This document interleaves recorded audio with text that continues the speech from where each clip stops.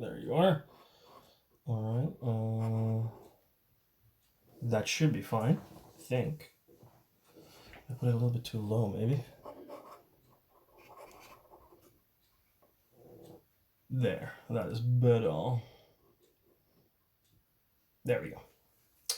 Hi, everyone. Welcome to the stream. Give me a sec. Need to do the usuals. Need to do the usual stuff. Where are we? There's my link. I'm gonna put it on the book of face. If it works. Is it working? I don't know. I don't know. It is not working. Why is it not working? Ah, there you are. There you are. Let me put that over there. Boom. Boom, bam, boom. Then a little bit back so it doesn't light my face too harshly, because if I switch it, yeah, it's pretty harsh. But what are you gonna do? I don't have the lighting situation here as the best as I could, but I deal with it. I deal with it. I thought I grabbed some water, but I didn't.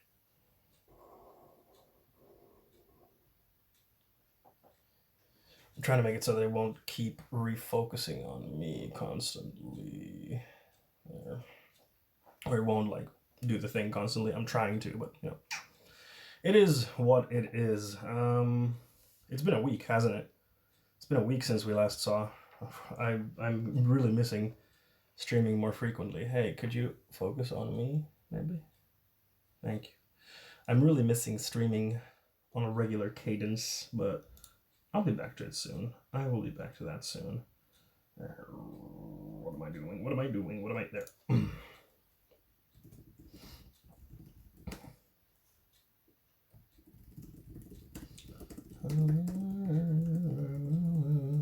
Bam.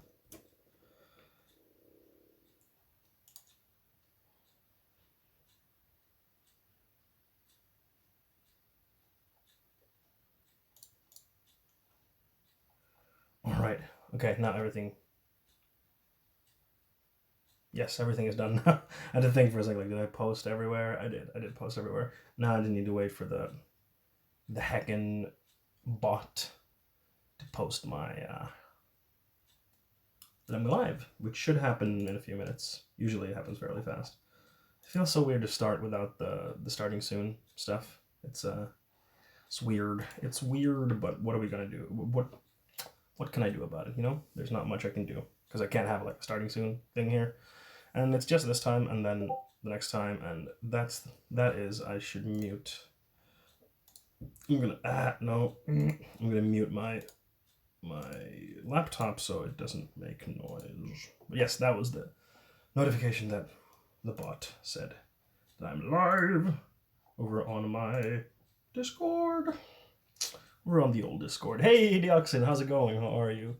How are things, Deoxin? How is it going? Nice to see you here. Nice to see you here. My week has been, what have I been doing? Well, work. I've been working. Started work last week again after my vacation. So just busy with. Hello, Fernome. Beep boop. Welcome to the stream. How are you doing, Fernome? So I've been working. Saw some family over the weekend, which was very nice. Had my cousin's 40th birthday, so was able to see her and some family members. Seen friends. Released a couple of YouTube videos. Last week and the other yesterday. Was it yesterday? No, it was Monday. Hey, Mido, thank you for the tier 1 subscription. 9 months of stream, baby, is here, Mido. That's the baby. That's the baby. That's the imaginary baby. Thank you so much, Mido, for your support for 9 months. It means so much to me, and thank you for being my mod and an amazing person overall. It's so nice to have you part of the community. I truly, truly appreciate and value you as a part of this community. So thank you, Mido. Mido says, Senpai. I'm guessing to Fernome. Fernome, you have been noticed. So yeah, released 2 YouTube videos. One was the, oh right, I actually need to check something. Dashboard. Can I, now that I'm live, I should be able to, how am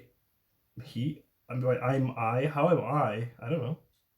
A question that only you can answer. Oh yeah, I need to turn on the chat bot. Right.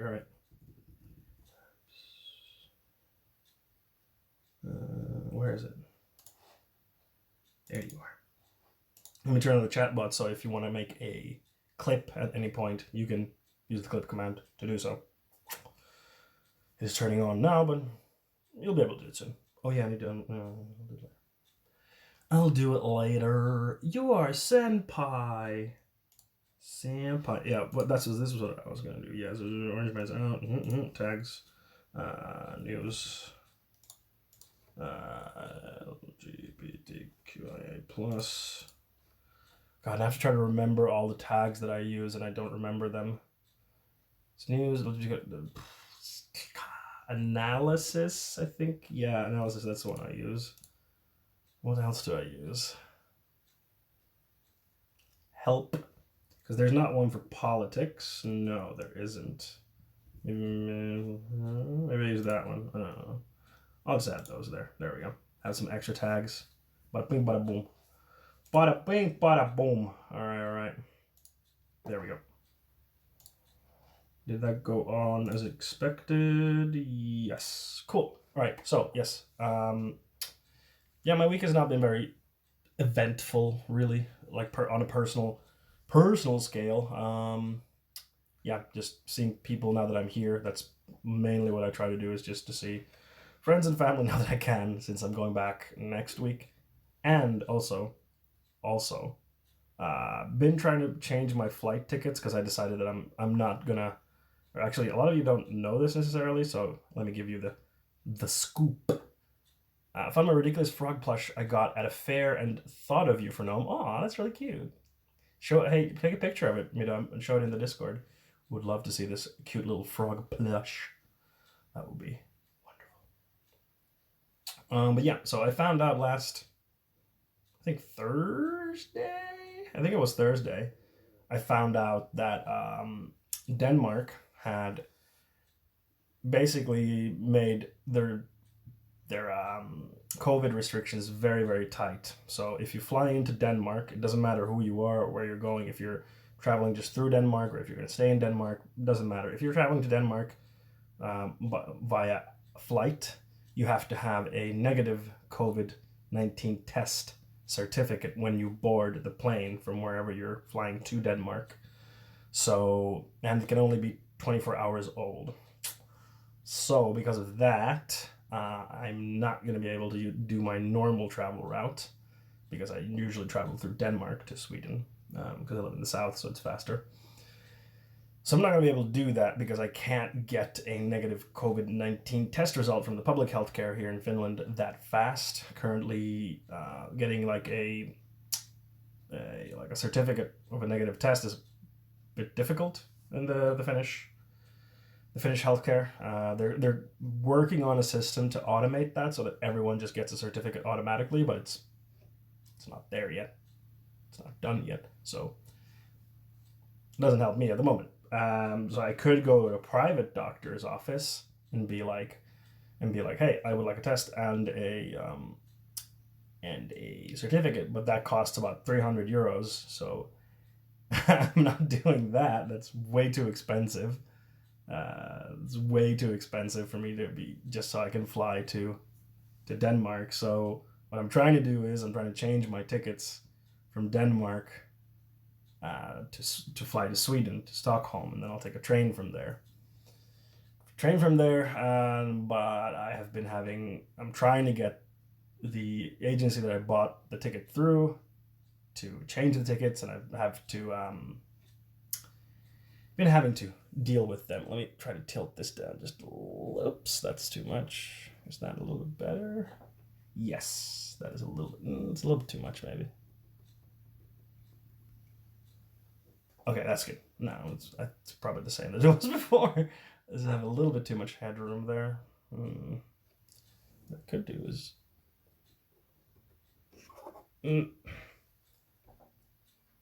that'll do. Sounds like a hassle. It is a hassle, unfortunately, but what can I do? I just have to deal with it. And unfortunately, there's not really another option. I just gotta deal with it.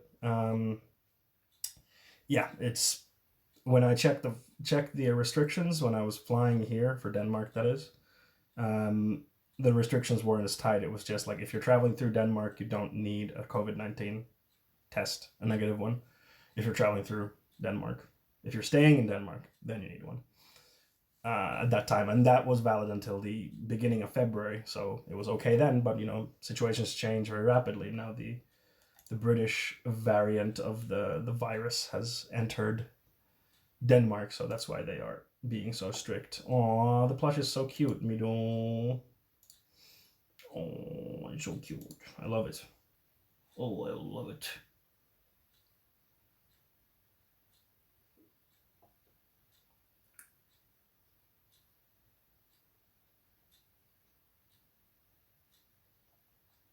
So cute. Also, Mido, I really loved your drawing. Your sniff drawing. That was really nice. That was really nice. Why is Sniff at work? Milo, tell Sniff to get away from work. He, he shouldn't be at work. No. It's no good. No bueno. Exactly. Sniff, stop! Stop it. Stop it! Stop right now. So yeah, I've been dealing with that also during this past 5 days or so. Because it wasn't on Friday. No, I found out like Thursday evening. And then I tried to call the agency on Friday, but they were already closed, and I have to wait over the weekend. And then I started like properly pushing for stuff this week. So hopefully I can get that fixed soon. But I mean, worst case scenario, the worst case scenario is that I just buy a new ticket. That's the worst case scenario, and it's going to cost me some money, but not 300 euros like it would with the test. So it's right. Science needs to be done and not a direct quote. Then you can't use that as a quote. That's lying. You're lying. Can't lie like that.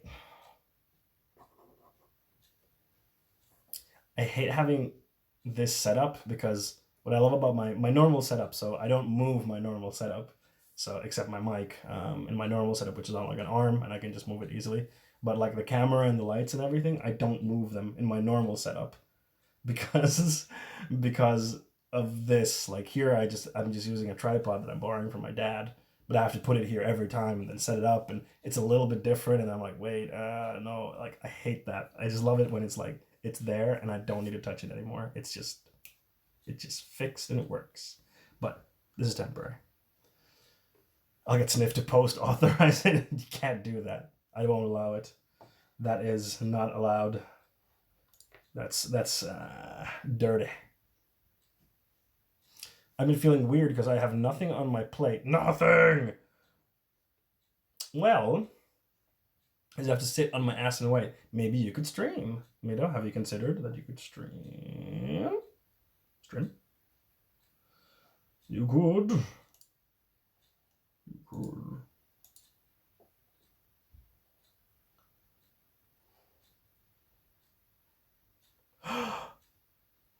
Oh yeah, Hitman 3 is coming out today. I think it's today, right? So for all of you people who like Hitman, that's out. That is out. Someone said they... Yeah! Yeah, you could, Mido. Yeah. That'd be cool, right? Do it. Do it. You can do it. Yeah, do it. Oh man, Orange Man. Orange Man is out. What could Mido do? Anything. True. I was so surprised when I realized on Monday it's like coming out now. Oh, you mean the game? Right. Sorry, I thought you were still talking about what you could do. Yes, Hitman 3 is coming out. I do want to play it, but I might do it off stream. I don't know, because I want to get back to Demon Souls and Spider-Man when I get back to Sweden. But we'll see. We'll see. I might play it on stream. I think it will be a fun stream game because it would be all about me coming up with elaborate plans and inadvertently those plans going to shit and me having to think on my feet. So I think it would be a really fun stream game, and it's gotten really good reviews. Let me check Metacritic. At least yesterday when I was looking, it had really good reviews. Yeah, it has an 88, on Metacritic from 41 reviews. So that's really good. That's a very good result. Very good result for a game. Like, if it's like over a 90 for a game, then usually that's like a really stellar game. Like, that's a really, really good game, like game of the year material. And if it's like over 94 or 95, it's like one of the best games of all time. Typically, this is of course Metacritic. It's not perfect, because the way that they weight the reviews is not transparent, so we don't know how they weight the reviews, and then they put it into a 100-point system, even though other review sites use other scales. So it is not a perfect system. Fun fact, fun little tidbit. I actually, what's the word? I interviewed for IO Interactive before I got this job that I'm currently at in Avalanche. Actually, it was at the same time when I was interviewing for this job. I interviewed at IO Interactive, and they were really, really nice. The people that interviewed me were very, very, very nice. It was a very positive interview experience that I had with IO Interactive. So I really hope that the game does well, because they seem like wonderful people. And yeah, all the best to IO Interactive. I hope it goes well. And IO Interactive is also making a James Bond game. I totally forgot. I just remembered that like a few days ago. I was like, oh yeah, they're making a James Bond game, which is like a perfect fit for them. Why must you do this, camera? Stop. Like auto-focusing constantly. Stop. I have to like sit here. This is a little no, it doesn't help. It just keeps auto-focusing constantly. Is it because I'm touching the table and it shakes? You okay? It might have been that, yeah. No, it's if I move my head, it autofocuses again. The shirt is so cute. Thank you. Let me show it to you. There's the shirt. Like a positive little bunny with a flower. I love this shirt. The shirt is by what's her? I think it's Cub Moth. Let me check. I think it's Cub Moth on the old. Yeah, it's Cub Moth. Let me post her Twitter here in the chat. Ooh. So go give her a follow. She makes really wonderful art. It's really cute. It's all like very, very simple, but it's super, super cute. I love her art. It's so nice. But yeah, IO Interactive would be a dream place to work for, because their games are so fun. Well, hey, one day. You never know. You never know. I mean, they have 2 offices now. They have one in Copenhagen and another in Malmö, Sweden. So it's not impossible. Under the bed is kind of whole ass apartment, 4 drawers. Wait, what? What are you talking? What? What? I don't understand that comment at all, for now. What are you talking about? You mean this bed?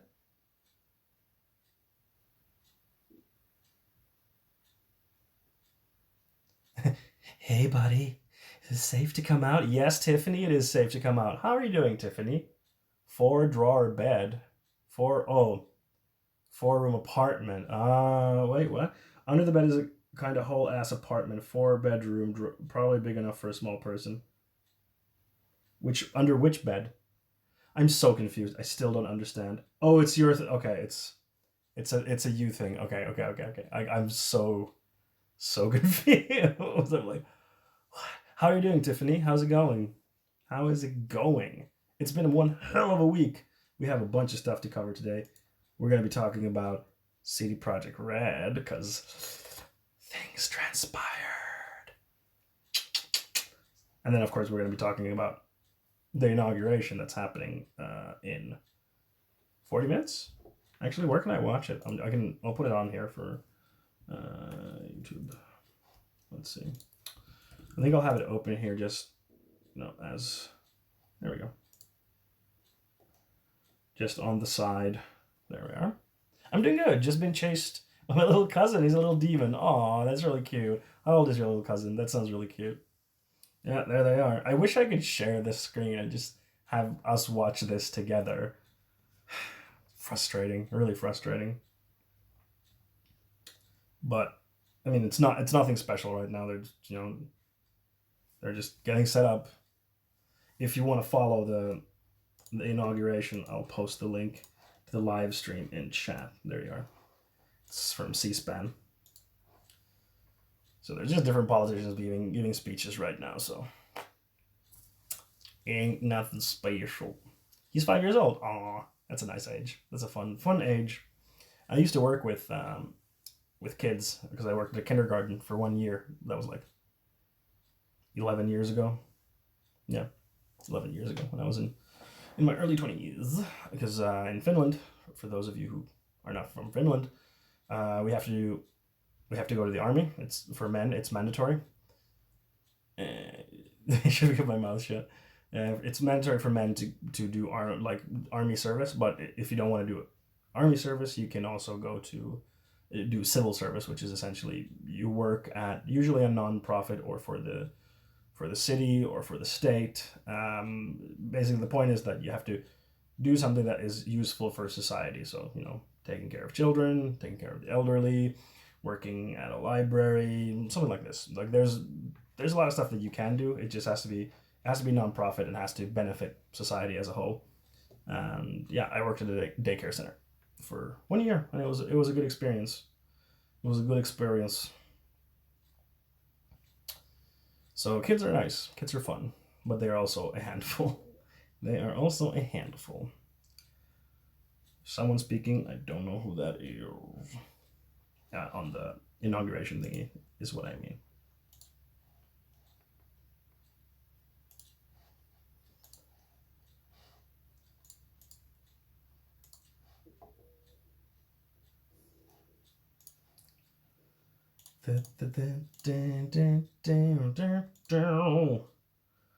Oh man, it's been wild seeing like the kids fondle your hair. Sometimes they mostly made fun of me from what I remember because they were like, "You're a girl," because kids think that girls have long hair and boys have short hair. So they were like, "You're a girl, you're a girl," and I was just like, whatever. Like I didn't care. I was just like, it's whatever.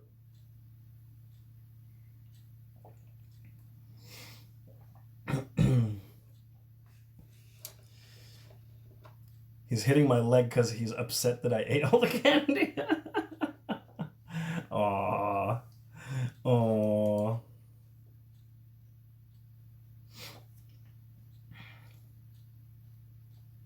That's really funny. That is really funny.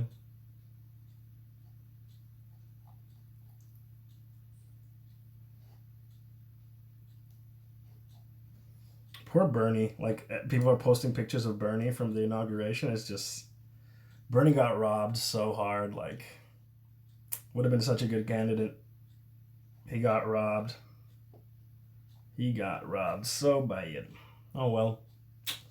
It is what it is. What are we gonna do about it, right?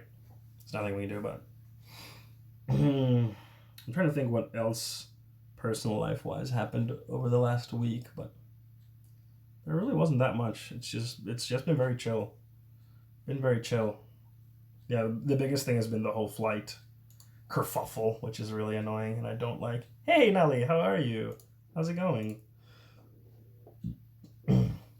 How are you, Nelly? Nice to see you here. Ooh, I got the weirdest, well, not the weirdest, but I got a weird comment on my Caitlin Bennett video. By the way, if you have not seen that, let me link that in the chat. There you are. That's my latest YouTube. Dude, General Cheeto Man is gone. Yeah, General Cheeto Man is gone. Party, party. Cheeto Man is out. Finally. Finally, he's out. Unless you're a QAnon person and you're like, actually, do you know what? Trump is not gone. What happened in secret was Trump and Biden changed faces. So now you're actually seeing Biden on stage. Trump on stage, but he looks like Biden. So if he stutters, that's actually Trump trying to learn Biden's speech patterns. And meanwhile, Trump will be put in jail for crimes, but it's actually Biden that's going to jail. And then there was another another one where like maybe Biden is actually on our side, like on QAnon's side, and he's actually a sleeper cell. So because like think about it, he hasn't gotten like indicted or anything for all these weird things. It's just like the cope is beautiful.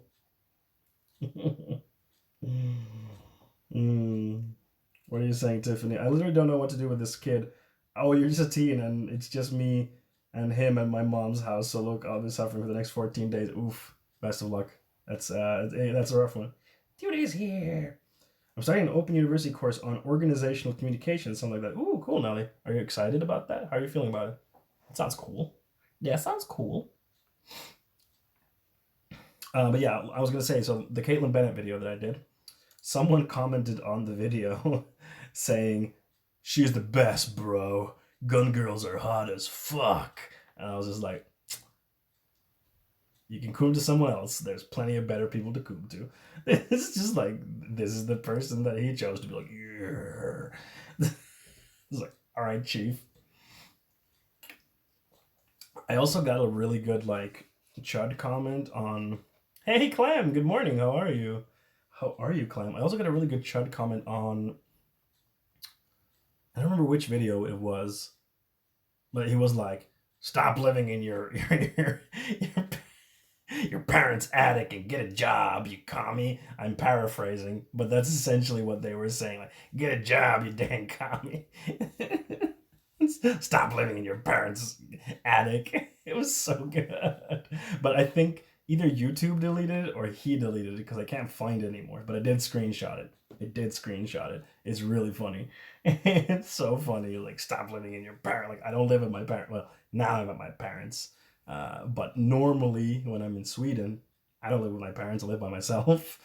Like, get a job. I have a job. I have a day job. This isn't my job. It's so funny. I love it. You should get a job, you dirty commie. Let me find that. I want to read the comment to you because it was so funny. It should be here somewhere.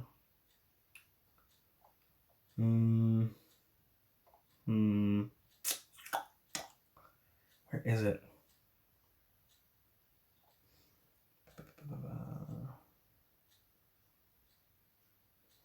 Let me see what you've been writing meanwhile while I'm trying to find it. I might not even make it to the next 14 days. Hey, Tiffany, all the best. I don't know how to pull out of that situation. I don't have experience enough to talk about that. You just woke up. Nice, Clem. Nice. That's really awesome.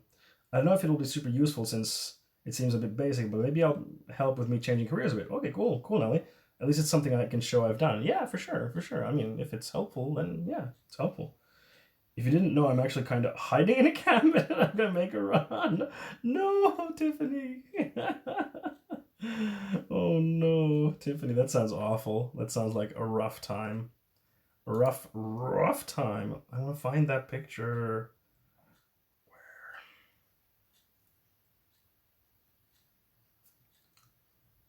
Where? Not looking good. Oh well.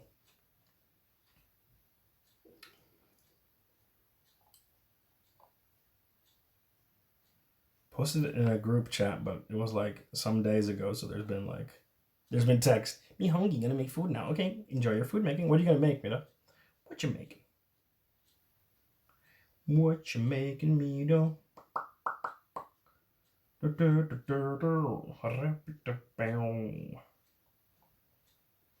No. Tortillas. Ooh, nice. Tortillas are so nice. There's a new Mexican place in Helsinki called Sexico, and I'm gonna go there next week with a friend. I hope it's good because there's not a lot of like really good Mexican places in Helsinki, and usually the Mexican places are quite expensive. Like there are good ones, but they're expensive. So you just want to get some tacos, and it's just like that'll be 12 euros, and you're like, oh man, this is really expensive. For what you get. No, okay, I can't find it. Never mind. It's gone. It's gone. No, wait, I think I tweeted it. I did tweet it, so that's going to be easier. There it is. I found it. I found it. Oh no, after time for no, Tiffany. F's in chat for Tiffany if we don't hear from her. Or them, sorry. Don't know which pronouns to use. It's 10:30 a.m. in the morning, and he's been chasing me since 4 a.m. Doesn't the kid go to sleep? You should put the kid to sleep. So here's what the person commented on my video. User by the name of Green Eggs and Ham. And then they have the Dr. Seuss cat as the profile picture. Anyone that thinks socialism is better than nationalism is batshit crazy. And has never read one history book. And dude, move out of your parent attic and get a job. This was the beautiful comment that they left. This is the beautiful comment that this person left on my video. And then either YouTube deleted it or they deleted themselves. There's also a new Japanese restaurant in Helsinki called Koi Bistro that has a ton of like other Japanese foods than sushi. Ooh, with a cheaper price than many other places. Oh, I need to check that out. Thank you for the recommendation. That's really nice because there aren't a lot of Japanese places in Helsinki. Like there's a lot of sushi places in Helsinki, but not like full-on Japanese restaurants. They're more like sushi. There's more Chinese restaurants in Helsinki though, which are good. But that's nice. I need to check that out. That's a good idea. That's a good idea. All right. Ooh, is Bernie talking? Is that Pence? What? The irony is knowing Dr. Seuss would not approve of this president. Yeah, for sure. Ugh. George W. and Bill Clinton are also there. Ew, gross. Ugh. Ugh. Really? No, I can't hear it because I have my. Actually, you know what? It's time to do our. Or they're doing a prayer. Okay. That lives by turning to every other. Okay. They're just doing a prayer thing. What was the name? Koi Bistro. Let me just write that down for myself because I will forget it otherwise. Koi Bistro. Where is it? It's there. Oh, I think I might have like gone past it. Ooh. I will keep that in mind. Thank you. I'm gonna try it out myself when I move back to South. Yeah. I can tell you then what I liked about it if I remember to go. I will try to remember to go. So I'm gonna be in Helsinki during the next week and a half before I leave anyway, so it should be fine. But you know what time it is, everyone. We're gonna do it scuffed, as we have for the past few times. Oh yeah, I was supposed to do that. Where is it? There you go. It's time for the usual. You know what it is. You know what it is. It's melon time.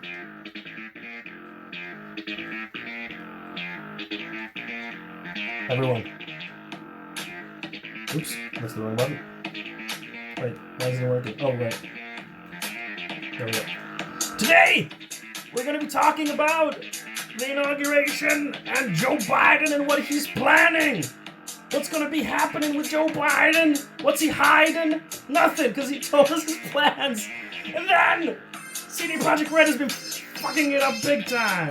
That's what we're going to be talking about. And, yeah, that's what's happening today. Let's go!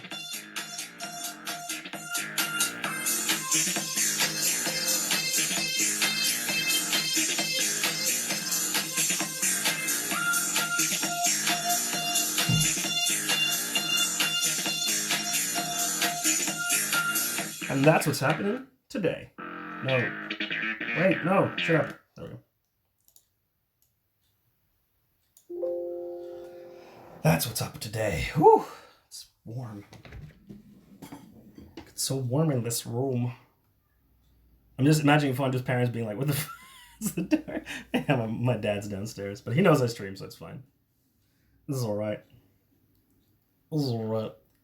Camera partying too. Yeah, it's on the tripod, which is wobbly. So if I like touch the table, too much. It wobbles. Kiwi is the MVP. We really do need to appreciate how much the Kiwi really ties everything together. You know? You know? You know? So let's talk about the inauguration. Let's do that, actually. Yeah. Shall we? We shall, of course. So, Trump's out of the office. Biden is getting inaugurated. Wait, did I close it? No, I wasn't supposed to close it. Where? No. Where did I put it? Oh, there we go. No. I'm appreciating a kiwi every day. Goro. Aw. Yeah, Goro, your little cat is so cute. Cute. What's the breed? Made up for Goro? But yeah. Back on topic. Sorry, I got distracted.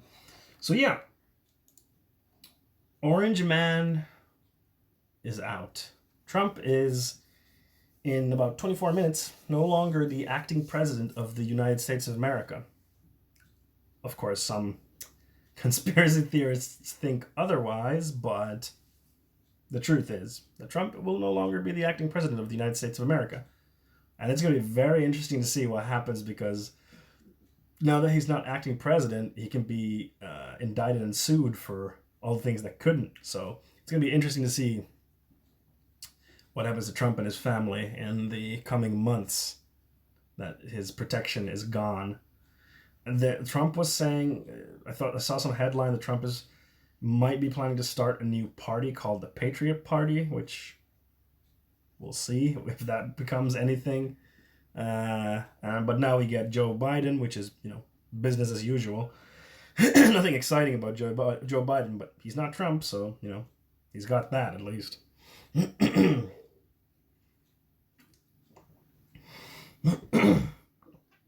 I felt so hard when I watched Trump flee the White House. Yeah, he left, and there was a video of his so Eric Trump and Don Jr. and when they were like standing there and saying their goodbyes, and they were like all teary-eyed and crying, and it was just like, get him out of there, yeah, boy. They're fumigating the White House before Biden moves in too. Yeah, that makes sense. Yeah, splitting up the Republicans up is fine by me. Yeah, I mean, that's the question. Like, if they were to make like a Patriot Party, I feel like that could be very dangerous, because it could give rise to like an actual full-on fascist party and become popular. But it could also be like a really insignificant thing. Like if no Republican, like very few Republicans go to it, then it'll just be Trump making noise and nothing else. But we'll see. The time will tell. I mean, in general, there's still the problem of like the country's in a pretty like bad state when it comes to fascism, and it can really easily go south in the next 10 years. So I hope he gets impeached and all of that stuff, and really gets his shit slapped and his shit kicked in. But we'll see. But on a positive news, I want to start with some positive news. So Biden has been revealing his is it called cabinet, I think? Well, his like secretaries and stuff like that. And we found out that Biden has picked a transgender woman by the name of Rachel Levine to be the assistant health secretary, which is pretty cool. So yeah, President. Let me just read your comments before I get into that. Same question with the True Finns and Sinimusta Party. Yes, that's true, Nolly. So here in Finland, we have the Finns Party, which are the right-wing nationalist conservative party of Finland, and they are currently they're splitting also. So there is a faction of them who are splitting into the blue-black party, Sinimusta, that's what it means, which are the colors of the Lapua movement, which was a fascist militant uprising in Finland in like the 30s. And they're like basically saying like, we're like them, but now, which is like super not good. So yeah, the same thing there. Like it could be like a really bad thing, or it could be very inconsequential. So we'll see. New York's coming for his bones at least. Hell yeah, New York. Slap him. So yeah, President-elect Joe Biden has tapped Pennsylvania Health Secretary Rachel Levine to be his Assistant Secretary of Health, leaving her poised to become the first openly transgender federal official to be confirmed by the U.S. Senate. Yay! Can we get some claps? Chat, right? Clap with a capital C. It should play the thing. Does it work here? Can I see it anywhere? There we go. Hello, Seer, and hello, Ongolan, and welcome, welcome. I'm so excited to see what Rachel Levine does. Yes, I mean, of course, her policies will be the important part, but having someone who is trans in such a high position of power when it comes to the medical field, of course, is a great thing, because then you have someone with trans experience who can help make things better for trans people. It doesn't automatically mean that will happen, but the chances are way higher. Let me get on with the info dump. A pediatrician and former Pennsylvania physician general, Levine was appointed to her current post by Democratic Governor Tom Wolf in 2017, making her one of the few transgender people serving in elected or appointed positions nationwide. She won past confirmation by the Republican majority Pennsylvania Senate and has emerged as the public face of the state's response to the coronavirus pandemic. We lost some major rights under Trump. Having a trans voice close by the president may help. Yes, absolutely. 100% will help. And the Democratic Party is not great. Joe Biden is not great, but on these topics, they are more likely to be helping trans people than the Republicans, who are very unlikely to do that. Dr. Rachel Levine will bring the steady leadership and essential expertise we need to get people through this pandemic, no matter their zip code, race, religion, sexual orientation, gender identity, or disability, and meet the public health needs of our country in this critical moment and beyond, Biden said in a statement. She is a historic and deeply qualified choice to lead our administration's health efforts, Biden also said. A graduate of Harvard and Tulane Medical School, Levine is president of the Association of State and Territorial Health Officials. She's written in the past on the opioid crisis, medical marijuana, adolescent medicine, eating disorders, and LGBTQ medicine. So her credentials seem very, very nice. She seems to have very good credentials. And Levine joins Biden's Health and Human Services Secretary nominee Javier Becerra, a Latino politician who rose from humble beginnings to serve in Congress and as California's Attorney General. So yeah, that is really, really good. Like, from having a trans person in the medical field in such a high governmental position of power is really good, because there's a person who understands the trans experience and can help craft legislation, laws, and policy that are good for trans people and can help undo the damage that Trump has done, for example. And it's also really good from a representation point of view. Like, identity politics alone is not really interesting. Like, if it's just saying, yay, female drone pilots, like, who cares? But when we have people in positions of power, it inspires minorities when they see minorities in positions of power. So representation is important. I don't want to downplay that factor. It is important that we have minorities in positions of power. Of course, then, we need to observe what those positions of power are, and if they're not good, then we shouldn't have those hierarchies. Like with the police, for example, having more black police officers doesn't help.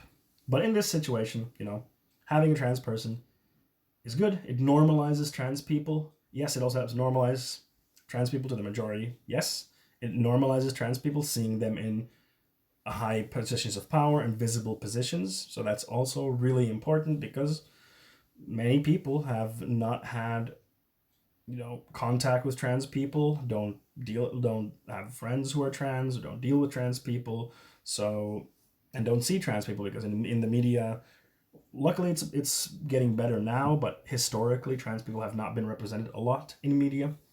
So it's important to see trans people in these positions and as just a normal part of our world, which trans people are. Trans people are a normal part of our world, and we need to get over our bigotry over them and treat them fairly. So this is really good. Biden is making some good first steps. It's nice. It's nice. He's not perfect, I know. I don't like him particularly. There's some other stuff where he was like, I'm not gonna do anything about that, Jack, like ICE or the camps that people at the border are being held at. He was like, I'm not really gonna do anything about that, which is really bad. But he did this, right? So credit where credit is due. Hey, Hiso, welcome to the stream. How are you doing, Hiso? How are you doing? Also, some other positive news. Biden has Biden has promised to sign in 17 new executive actions today. This is what he has promised. And slightly tipsy in Kuopio. Nice, so nice. Biden can at least be bullied into doing the right thing to a certain degree. Yes, to a certain degree, he can. Yes, to a certain degree, but yeah, let's not become complacent. Let's remember who Biden is and what he's done. Let's not forget. But yeah, he's going to be signing in, according to his words, 17 new executive actions this afternoon in the Oval Office, and here they are. Number 1. Stop border wall construction. That's good because the border wall is not very effective. It's a huge waste of money and time. It doesn't really help. It doesn't tackle the problem. It's a huge waste of effort and time. So that's good. Second, end the Muslim travel ban. Also good. Also really good because that was a bigoted executive order driven by very flimsy reasons. Like there weren't really good reasons to drive for that. So it's good that he's getting rid of that. 3, rejoin the let me reread that. 3, rejoin the Paris Climate Agreement. This will take 30 days to go into effect. Also good. The Paris Climate Agreement, while definitely leaves a lot of room to improvement, it's good to have some kind of aspirations, at least, to work with the other major countries in the world to at least do something about the climate. Like, it's better than doing nothing. We need to do way more and a lot faster, but at least this is something, Like, it's not nothing. Then 4, end the Keystone XL pipeline and revoke oil and gas development at national wildlife monuments. At the Bear Ears and Grand Staircase Escalante National Monuments in Utah, and at the Northeast Canyons and Sea Mountains Marine National Monuments in New England. Good. Oh shit, Biden's against warning. Is it happening? Oh. Repeat after me. I, Joseph Robinette Biden Jr. I don't know if you can hear this. Swear. I, Joseph Robinette Biden Jr. do solemnly swear That I will faithfully execute.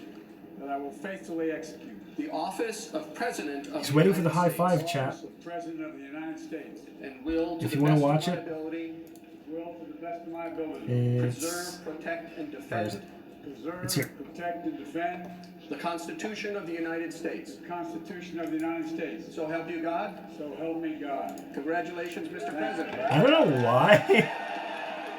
That's it. Biden is president, folks. Biden is prez.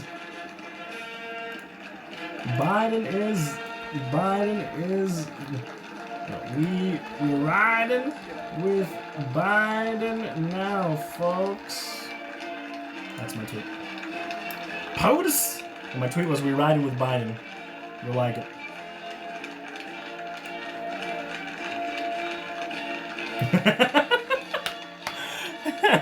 fucking Ash. Who cares? It's boring music, I don't care.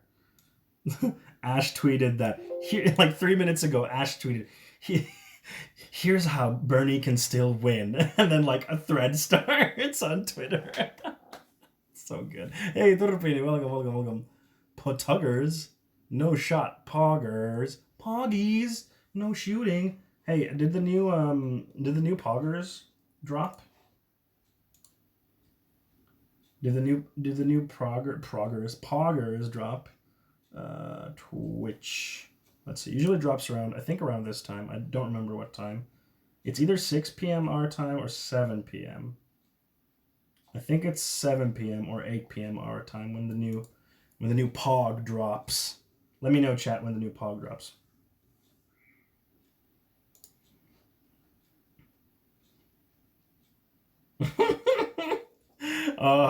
Someone posted an image from the QAnon Telegram group, and then people's like, I'm holding, but I feel sick. The line is broken. Yes, sir. Have faith. Trust the plan. Trying a little harder. The cope. It's starting. Oh, it's starting, chat. The insane cope is starting. The insane cope has started. Oh, it's gonna be so good. Oh, the next 24 hours are gonna be so good. It's gonna be so good. Haha, get fucked, President Trump.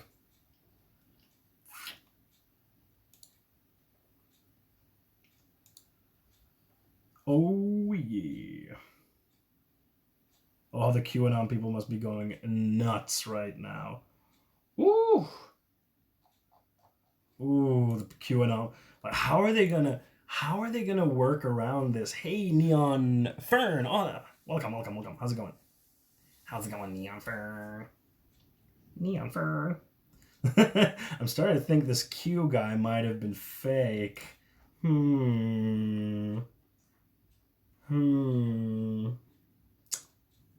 Yes, he did. It took me a sec. I was like, who's Neon? I was like, oh, right. It's them. Yes, you did change. Joseph R. Biden Jr. Yes, Joseph Robinette Biden Jr. Ex Thunder Third Seeker. Yes, I remember. Took me a sec, but I did connect the dots. QAnon is really trying to. They are gonna be, because it's basically what happens when like a cult. Could you focus on my face? There you go. It's basically what happens when it's not Junior Biden Jr. It's Joseph Robinette Biden Jr. Silly goose. It's basically what happens when like a doomsday cult, when they say like the doomsday is coming tomorrow, and then they go up on the hill and they wait for the doomsday, and then it doesn't happen, and then like ah. But the weird thing is, usually in cults, they just become more into it, even when they fail, they become just like more into it, like actually, because they come up with a reason, and they get even more invested because they're kind of so deep into it that they can't pull themselves out of it and be like, I was actually wrong this whole time, because it's such a huge shock to you. Yes, it's Robinette. I wish Trumper would have admitted his loss fair and square. Yeah, that was never happening. That would have sent a message to his fans. Yeah, it might have prevented an insurrection on the capital of the United States of America. Maybe.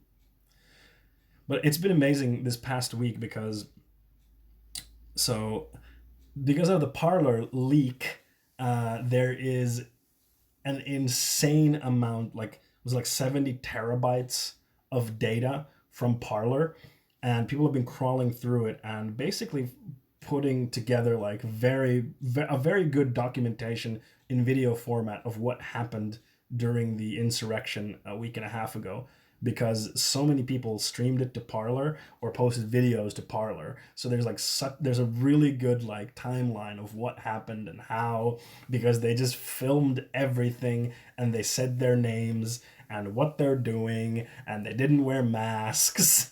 So it's really easy to be like, okay, that's this person, that's that person. It's like really, really good. Junior, be right back, Junior. Yes. Sleeper Biden. Yeah, that was one of the QAnon theory. Oh, well, I don't know it was a QAnon theory because it was written on 4chan, but hey, QAnon originally started as a shit post on 4chan, so who knows? Maybe in like 2 weeks they'll be like, yeah, Biden is actually on our side. So the Post was saying that Biden is actually part of the QAnon conspiracy, that he's actually working to take down the deep state, that he's actually sleeper Biden, he's a sleeper cell, and they're going to activate him. And it was just like so funny. I'm hoping the violence promised against Jewish people doesn't happen today. Me too. I definitely hope that there is not violence day. Definitely hope. So,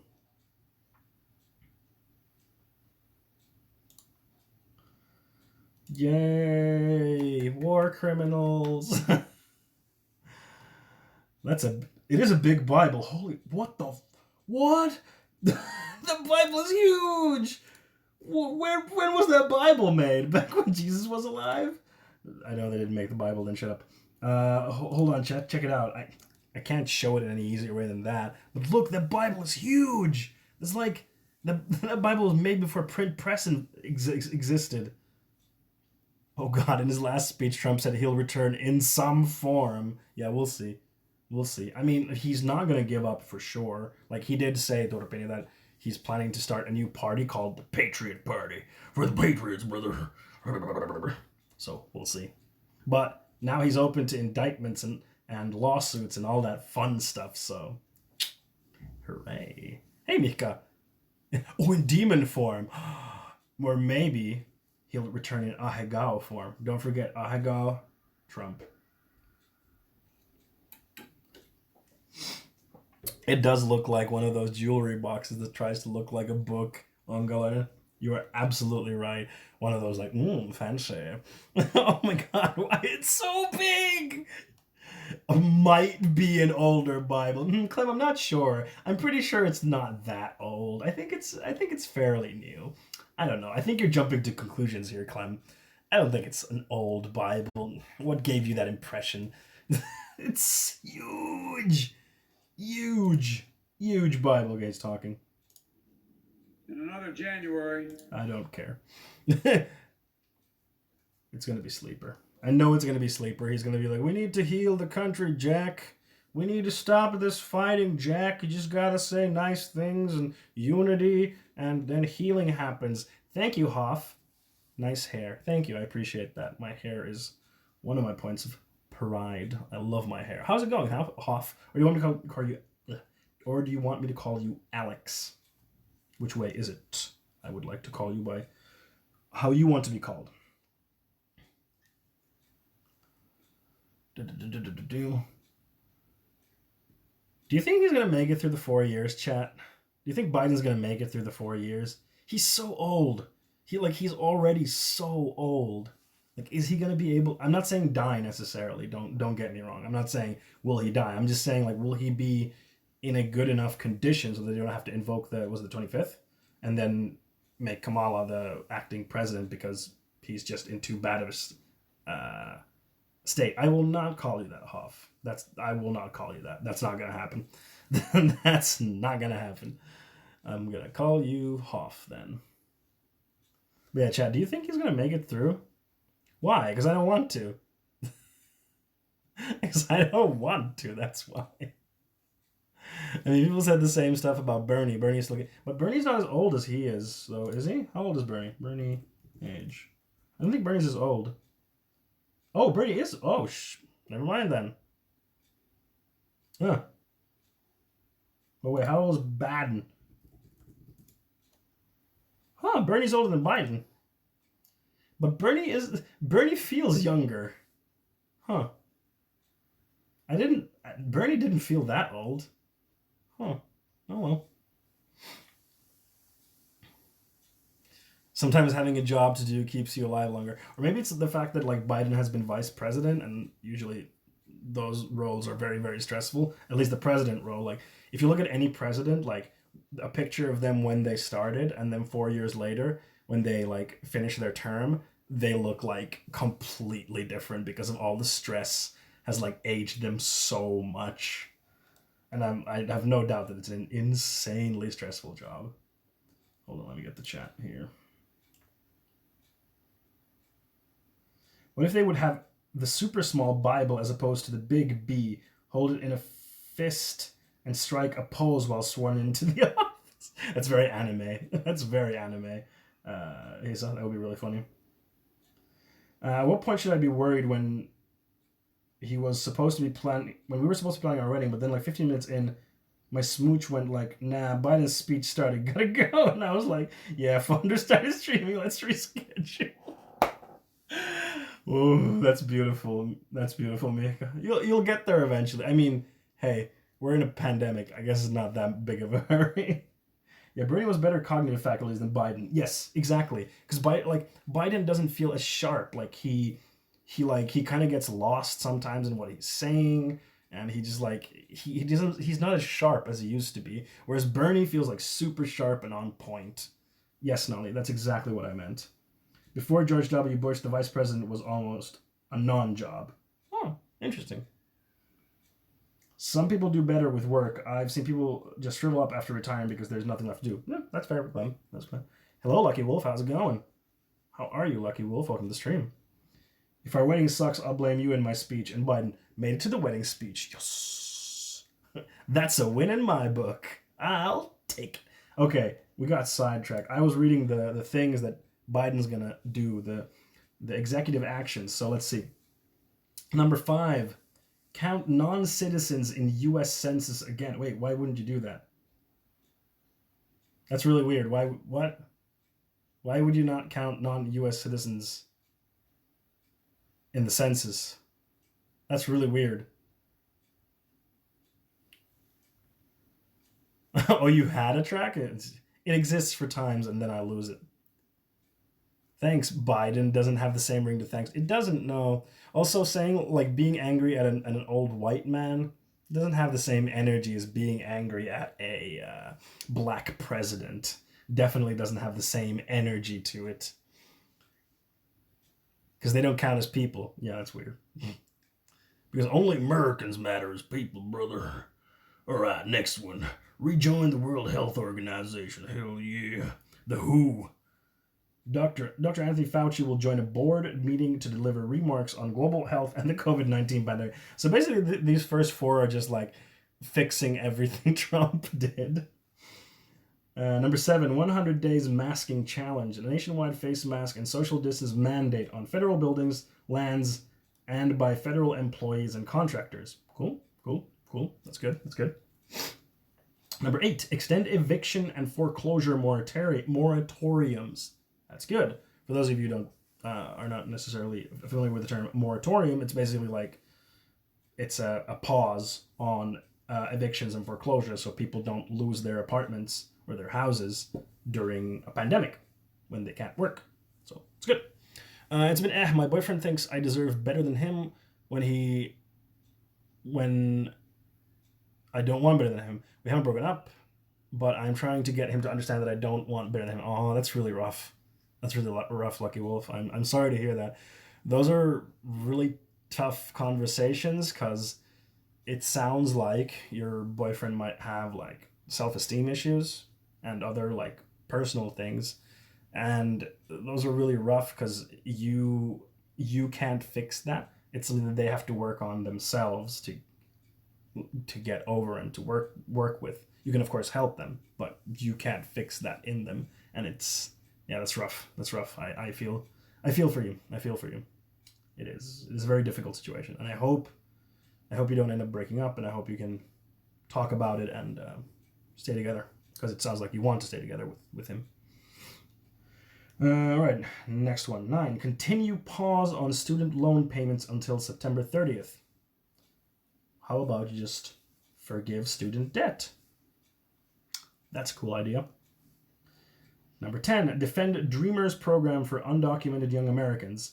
I'm not entirely sure what the Dreamers program is, but from my understanding, it's super important for it's for like undocumented immigrants that come in, and then their children can get citizenship through the Dreamers program, and then by extension, their parents can get citizenship. I think that's what it is, if I'm not mistaken. So that's good. That's really good. 11, change Trump's arrest priorities for immigration and customs enforcement, ICE. I'm not sure what that means by change arrest priorities, so can't comment on that one. But they should abolish ICE. ICE is terrible. It sucks. Well, I have no high hopes for Biden. At least he has promised to bring U.S. back to the Paris Climate Agreement. Yeah, exactly. Like, I don't have high hopes for Biden, but at least he'll do some things that are not terrible. He will slow down the acceleration towards fascism at the very least. Yeah. And that's, for now, that's all we have, which is... Number 12, keep protections for a group of librarians in the country. What is that about? Yeah, and the WHO, that was mentioned here, yes. What is the group of librarians in the US? I have no idea what that is. College. I went to college for video editing, but I don't have very good grades right now, and I don't know how to get into college without ending up in debt, if that's possible. Lucky Wolf, you're located in the US, I presume. So yeah, the US education system unfortunately has that problem that you have to end up in a crazy debt unless you get a scholarship, but not everyone can do that. It's not like scholarships are not a solution, because not everyone can have a scholarship, only some people can. So, and I'm not from the US, so I don't have a good advice on that, I'm sorry. Librarians or librarians? Librarians. Liberins. Yeah, sorry, I don't have captions because I'm doing it on my phone, so I can't use captions on my phone, unfortunately. But they will be back once I'm back in Sweden. Captions will be back. Protect the librarians. We need them. I have no idea what that's about. 13, restructure federal government coordination to the COVID-19 pandemic. That's good. That's really good. Because the Trump administration didn't do well. 400,000 people have died from the COVID pandemic during Trump's administration. So that's really, really bad. Very, very, very bad. That happened under Trump, so yikes. That's not good. That's okay, I get it. You're just going to have to put up with me asking questions. No, that's totally fine, Clem. Ask away. Ask away. But Lucky Wolf, to get back to your issue for just a sec, if you're just looking to get like video editing jobs, if that's what you want to get, then I would imagine that you could build a portfolio of video editing stuff that you do on your own. Of course, it's not the same as an education, but that could be something. I don't know. I'm not super well versed in the video editing industry, so I'm not entirely sure, but it could be something. Hey, I know a lot of streamers and YouTubers need video editing support. So, no, I wanted to learn how to do video editing so I can be a YouTuber. Oh, okay. Then I would say there's a lot of video editing tutorials online, like a lot. I don't think you necessarily need to go to college for that. Of course, I can understand that if you want to go to college because learning in a school environment is what works for you. Totally understand that. But there is a lot of knowledge about video editing for YouTube. And my number one advice is just start doing it. Just start doing it. Start making videos or whatever content you want to make. Just start making it, because you'll learn. That's the best way you'll learn, by making it. And you're gonna suck at first. It's gonna be bad at first, but you're gonna get better. That's how it is. You can't kind of wait until you're perfect at video editing and then start YouTubing. You kind of have to hit the ground running, because there's a lot more that goes into being a YouTuber than just video editing. Of course, video editing is an important part, but then you have to learn like making thumbnails, search engine optimization, marketing yourself outside of YouTube, all that kind of stuff. Start off with Lightworks. That's a free but versatile program that has a lot of good tutorials. Easy to start, but it has a lot to learn. I haven't tried Lightworks myself. What I can recommend is DaVinci Resolve. DaVinci, like the famous artist, or Renaissance man. I don't know what's the proper term to use. But yeah, DaVinci Resolve. It's a free video editing software, and it's very, very robust. It's very, very good. For a free software, it's really, really good, like really high grade. I've used Premiere in the past, which is I do like a little bit more. DaVinci was harder than Lightwork for me. Okay, because I used Premiere before when I was in school, and at some companies when I did like some light video edit stuff, I used Premiere. But then since I'm doing my own stuff, I don't want to pay for Premiere because it's really expensive. So I jumped on DaVinci Resolve, and it was really easy for me to pick up having used Premiere. Lucky Wolf, I can only stream on Twitch at the moment because I don't have a PC. But just a PS4, right.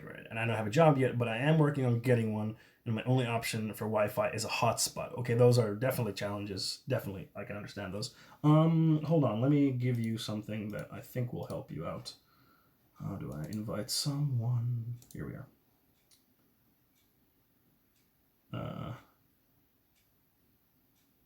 Morrison. What? This isn't working. Damn it! I want to invite you to this one thing.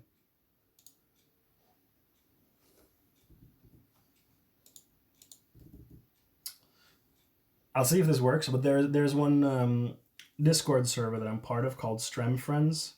Highly recommend joining. It's a really nice streamer Discord. There's a lot of different streamers there, and you can ask technical questions. You can ask tips for how to grow as a streamer, all that kind of stuff, and just chat with people. It's a good place to learn, get skills, all that kind of stuff.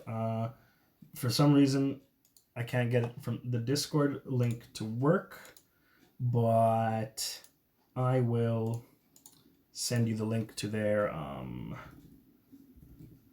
to the Twitter. I think the Twitter has the the Twitter has actually I can just link that. There we go.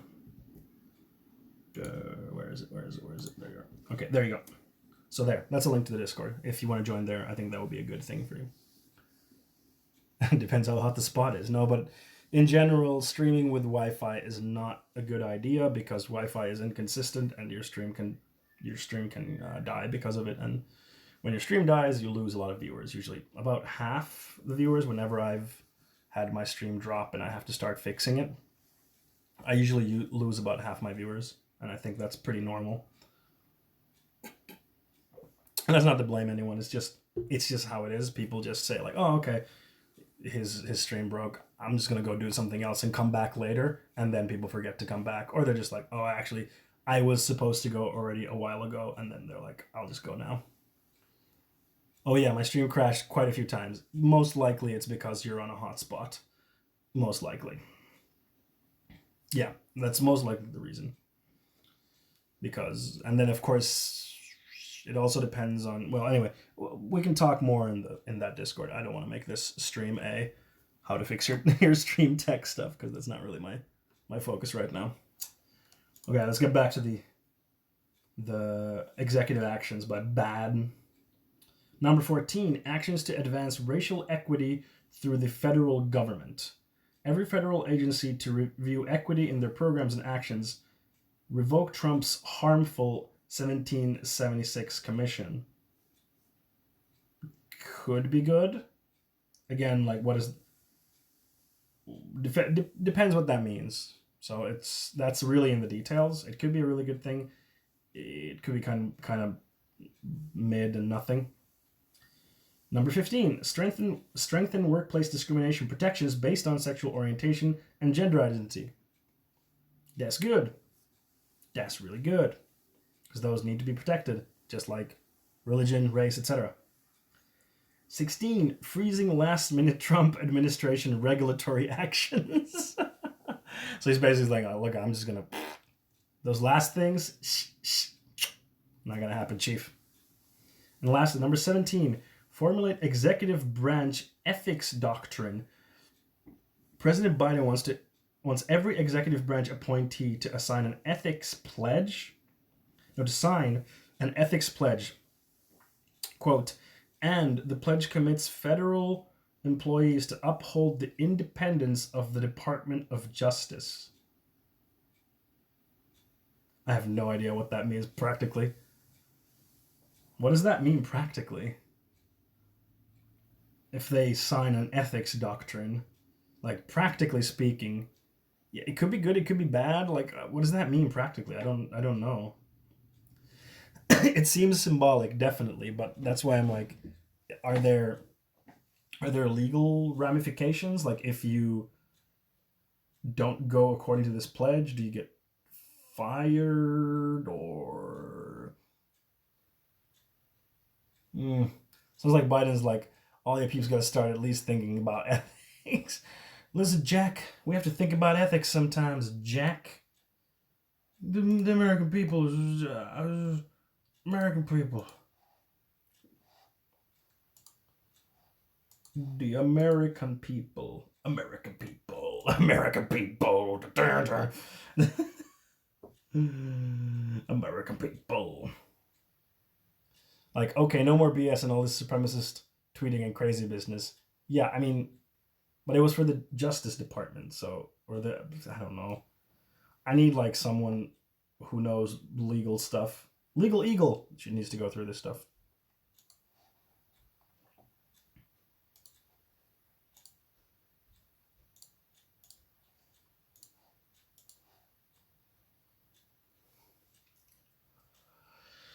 But hey, that's just a theory. A game theory. That was a dumb joke. Is it still going on? Oh my god. I literally just checked the inauguration and there was a guy talking on a mic and then it like cross faded to the American flag and I was just like, yeah, that's about right. Is he singing? He's singing. What is he singing? Oh, he's singing the anthem. That saved a wretch like me. Oh no, wait, no, it's not the anthem. It's the one I was found. Yeah, it's not the anthem. I'm dumb.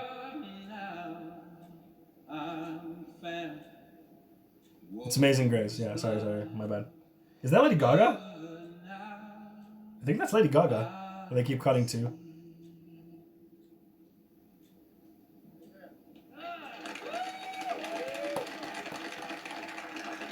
Anthem's boring though. Oh, Gaga sang the anthem.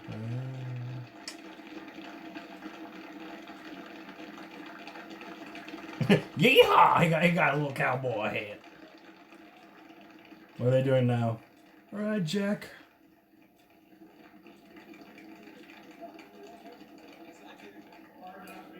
Where's your mask, dude? Put on your mask. No, put on your mask. You. He hugged George W. You, gross. Gross. And he's not wearing a mask. Why is he not wearing a mask? I didn't know. No, I didn't know. Because the anthems burn.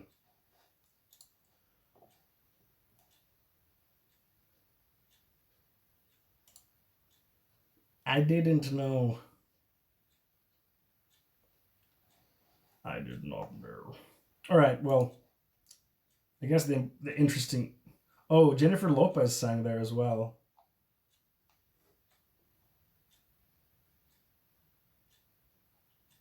Apparently. Jennifer Lopez sang. If someone did that in Finland, Sanna Marin would come and spank them. Oh my. Did what? Sang Amazing Grace? Q sent me. Oh, what are they gonna do? People are realizing that it was all for nothing on the Q subreddits, apparently. Oh, I don't know if it's subreddit or if it's like the Donald.win or whatever. Let me link it to you, chat. Oh, hugged someone without a mask. Yeah, sure. True. Let me read you some of these posts from this. I don't know where this is from. I think it's from the Donald.win, which is like, because they banned the Donald subreddit on Reddit. So then they just made their own site, which was just that subreddit called the Donald.win, which, funnily enough, not true. He didn't win. Oh god, I'm watching a QAnon streamer on the other window, and it seems like he's slowly dying inside. Oh, yo! Are you watching Jukka Davidsson? What are they gonna do? They'd have to recite at least 15 Sanna Marines. But here are the headlines, or the topic, the titles of the posts. It's over, and nothing makes sense. Absolutely nothing. Then, none of what anybody said or sung sounded like typical liberal shit at all.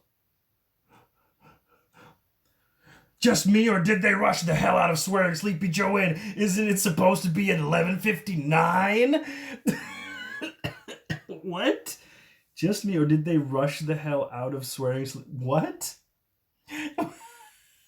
Is this person saying, like, they did it before 11:59. Curious.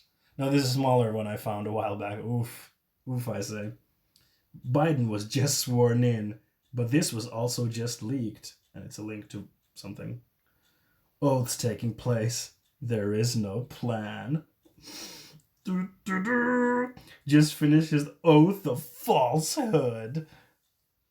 Q was a LARP the entire fucking time. Everyone got strung along and tricked. Now that we fully realize it, it's okay to admit it. Do not go out there with cold hearts and turn away from your pain. Look inward and accept the truth. I'm sorry.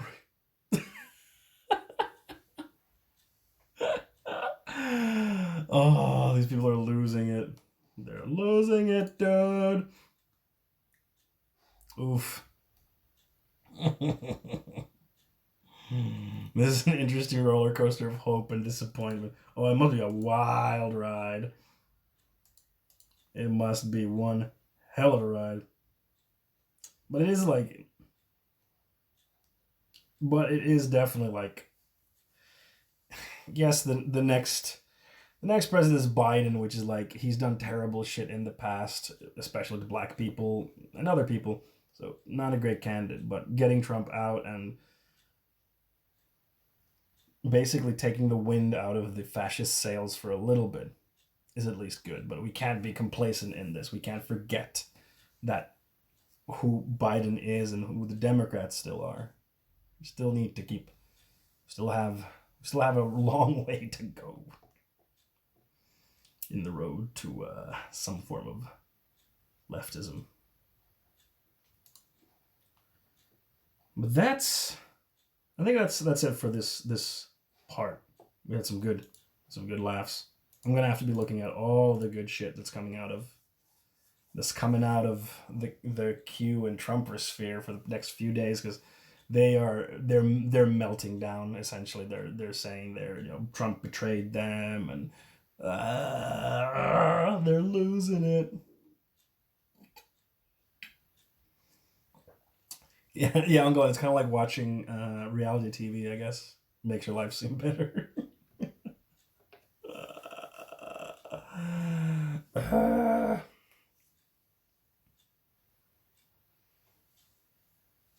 Imagine going to prison over... Imagine going to federal prison for probably a really long time because you and your dudes decided it would be pretty poggers to storm the Capitol of the United States of America while the Senate was there, and go in there, basically try to find Mike Pence and Nancy Pelosi so you can hang them, but you didn't find them. So you went to Nancy Pelosi's office instead and sat on her desk, and you took some pictures and you streamed everything. Then you stole a piece of mail from Nancy Pelosi, and you got outside and you were like, I stole this from Nancy Pelosi. Imagine going to jail for that, and then your candidate still loses, just leaves you and forgets you. Yeah, imagine going for jail for that. Oof. After that, they're gonna be like, we treat prisoners unfairly. Yeah, Yeah, the shoe was gonna drop for them very quickly. Ooh, what a reason to go to jail. Oh, what a reason to go to jail. Like, honestly, you went to jail because you were simping so hard for Donald Trump that you stormed the Capitol. What are you in here for? Murder. What are you in here for? Embezzlement. What are you in here for? I stormed the Capitol because Donald J. Trump is pog.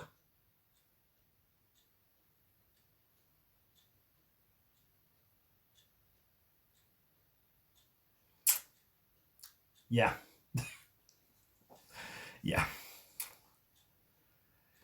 Life's about choices. Some of us make less than ideal choices, kids. What can I say? But yikes. Yay, it worked. And then, are you going to post it to y'all? Yay! It worked. It worked. No, it didn't do it properly. Why did I? I have to fix it. This is annoying. Murderer, embezzler, move away.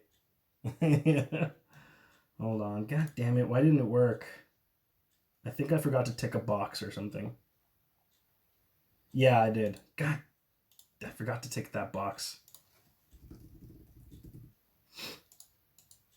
Hold on. I'ma fix it. I'ma fix it. I'm fixing it, dude.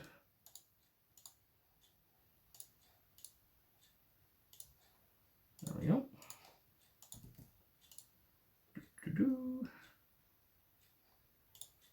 I'm gonna fix it in just a minute. Anyway, going to cook for real, so lurk. Ooh, what are you making? What are you making? Tell me before you go. I want to know what you're making, Clem.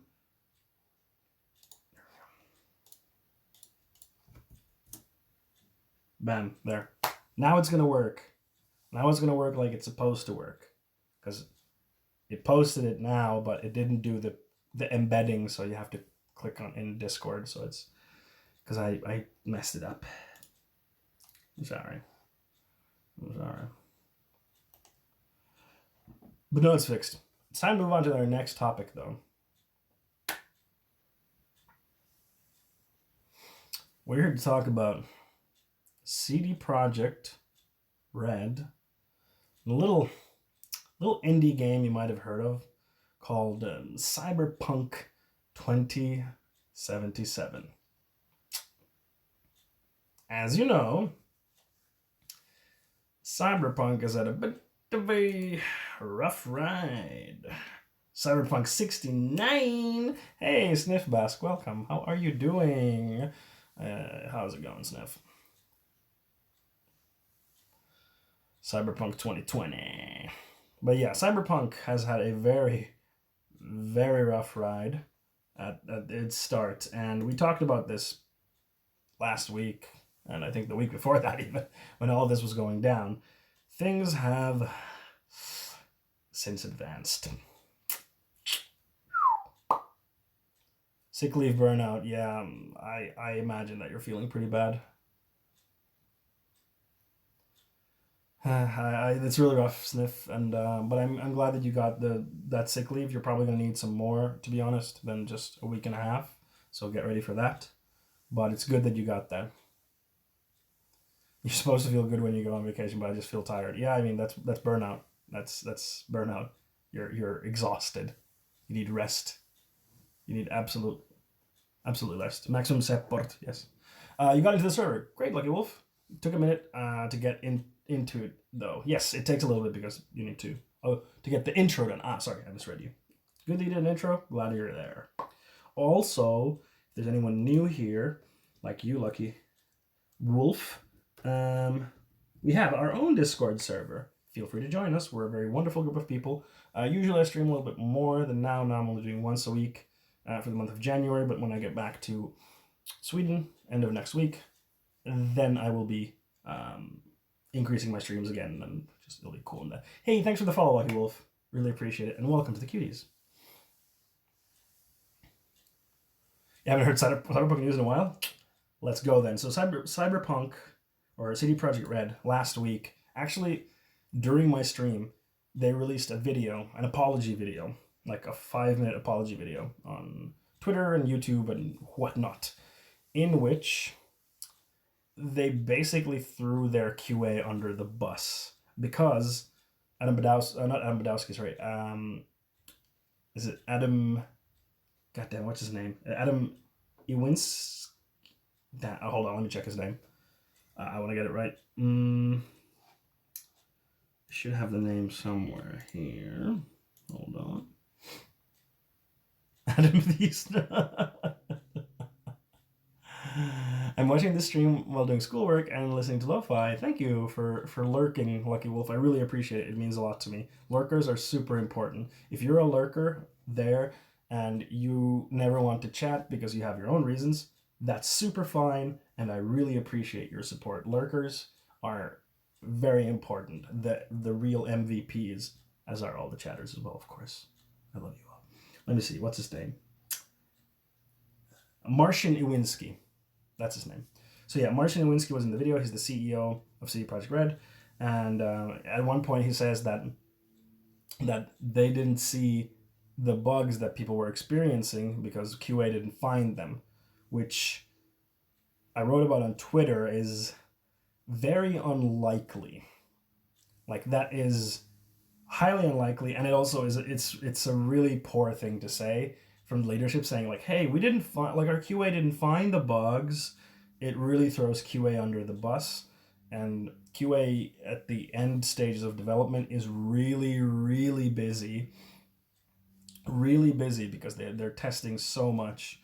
So my guess at first was like, either he's lying and they did know about the bugs and they ignored those bugs, or QA indeed did not test it because they were introducing so many huge amounts of fixes at the very, very tail end of releasing the game. So like up until the very last moment, they were doing big fixes, which is probably very likely. The second option is most likely what happened. They were doing huge fixes super late, huge fixes super late, which they said like, yeah, it should fix stuff, but they're risky fixes, they're dirty fixes, and QA didn't have time to test the whole game properly with those fixes in there, which in theory means that QA didn't find the bugs, but only because they were not given the time to find said bugs. So that's not their fault. That's the fault of the leadership team, including Marcin Iwinski, and the board of directors saying the game has to come out now, even though it's not ready. So that was a really shit thing for him to do, and game development Twitter was very angry about this. Very, very angry that he threw QA under the bus, because QA is a really, really important part of game development. Those of you who might know what QA means, it means quality assurance or game testing. These are the people who play the game. They play the game, they find the bugs, and they report the bugs in a very simple manner. But they do a lot more than that. They do a lot more than just that. They also give you feedback on the quality of the game. Like, how does the game feel? Are things working as designed? Like, QA is a very important part of game development, and they're super underappreciated and underpaid. But they are really, really important to launching a good game, because they don't just make the game bug-free, they make the game a better game, because they can also review the game from a quality perspective, because they play the game constantly.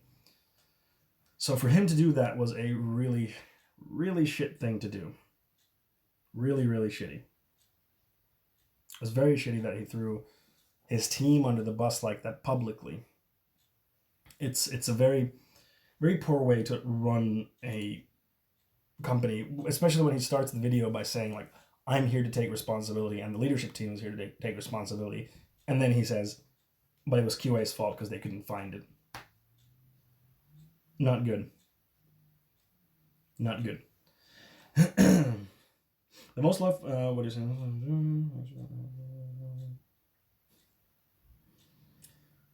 Yeah, programs were so overwhelmed with work. Yeah, like, I'm pretty sure the whole team was overwhelmed with work.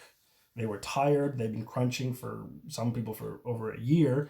So they're tired. They're overwhelmed. They're just trying to fix huge problems because it's apparent that the game was not in a fully playable state a year ago when they said that it was. They just had to force it out. A way to run a company. To the ground. Hey. Truly. Unfortunately, though, the game has sold really well. I mean, not unfortunately, but like the game has sold very, very, very well. Like really well. Was it like, hold on, where do I have the number? Yeah, 13 million copies in the first 10 days, which is a lot. The game has sold a lot, but their stocks did take a hit, but stocks can recover. So this happened last week, and there was a lot of noise about this because it was not a good apology video. It wasn't good. But did the stock hit stick? Let me see. CD Projekt Red stock. Let's see. We can check. I have the power of 1 year. Let's see.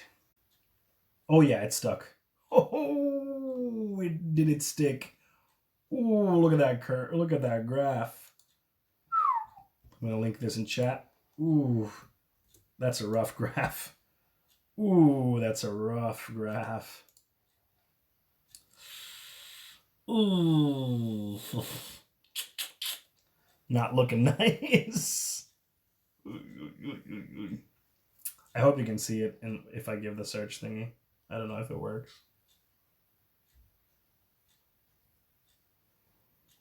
A 5 year, but on a 5 year scale, like, it's not the worst. On a 1 year scale, yeah, it's not great. It's really not good. On a 1 year scale, it's like, that's a big hit. But I'm pretty sure they'll recover from it because they have made a critically acclaimed game and they'll fix it eventually and then people will love it and whatnot. I wonder what would have happened if they would have just branded the release the same as the Steam Early Access. So if they wanted to keep the same release date and release the game in its current state, what I think they should have done, this of course is super easy for me to say, I wasn't part of the project, I wasn't working there, I didn't know the realities that they had, etc., etc. So it's easy to me to look from an outside and say, this is what they should have done. This is just my opinion on what I think would have made it easier for them from a perception perspective, is to release the PC version first, even though that also has been buggy, but from my understanding, many people have had a relatively okay experience with it. Hey, Reinen, how are you? Pog Chayump. Yeah, the PC version has been relatively okay. Some people have had a lot of bugs, some people haven't had bugs. So that seems more in line with like an okay launch or an early access launch. So I think that would have been like more accepted and people would have probably been like, oh, this is like a pretty good early access launch. So it would have tempered expectations and then release the consoles way later when they're done. But they have to get the monies, so now we're here. How are you, Reinen? How's it going? How's it going? They did what they did. And then things got even sexier. Because Bloomberg Gaming, I think they just call it Bloomberg.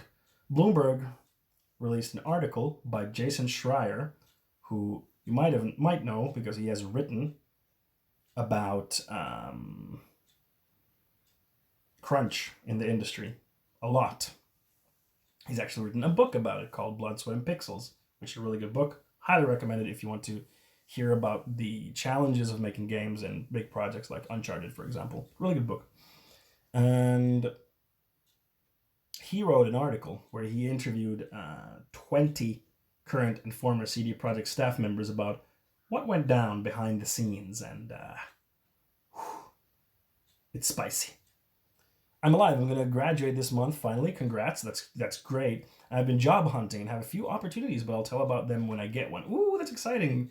I hope you get those job opportunities, Rainer. That's really great. Congrats on the graduation. That's great. Big moves. Big moves. That's cool. That's really cool, Ryan. I'm happy for you. I've been good. I'm in Finland right now. I'm at my dad's. And yeah, just been in Finland for the past month, taking it easy, seeing friends, family. And I'm going back to Sweden end of next week. Yeah. So, Jason Schreier wrote this article, and I'm going to read you some of the I think the juiciest clips.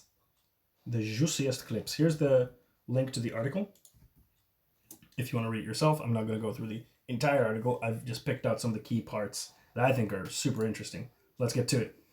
Interviews with more than 20 current and former CD Projekt staff, most of whom requested anonymity so as not to risk their careers, depict a development process marred by unchecked ambition, poor planning, and technical shortcomings.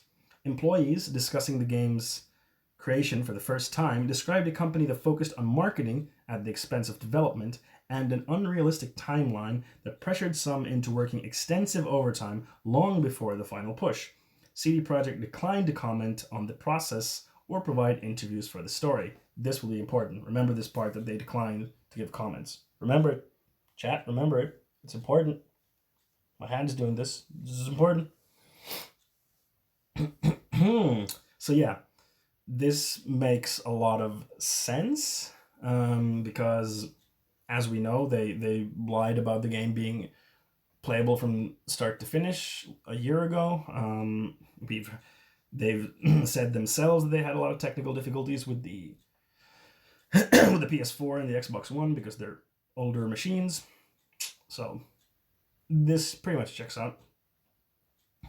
Another indication of how CD Projekt stretched things too far was that it tried to develop the engine technology behind Cyberpunk 2077, most of which was brand new, simultaneously with the game, which slowed down production. So this is a really important part because if you're making a game engine and a totally new game, like they were making a new game, Cyberpunk, it wasn't a sequel to anything, that's a really, really big challenge. Because like making a new engine is a huge amount of work. It is a vast amount of work. And a lot of times when you make a new engine and you release a game with it, the game is usually a lot of times very undercooked. And that's not to say that people don't know what they're doing. It's just because the tools that they need to make the game come in very late. So they don't have the tools to make the game properly early enough, which leads to the game being very undercooked. And then usually the next game that is made with a new engine is a lot better because then you have the tools there, you have the pipelines, everything's there, and then you just have to improve on it and make the next thing. That's usually how it goes, that you look at the industry. Of course, there are games that come out with a new engine and they do really well. But usually you need extra time because of the engine development. Engine development is very challenging, especially when you're doing a brand new IP. Huge amount of work. I should actually change the title of the stream. Let me just do that quickly.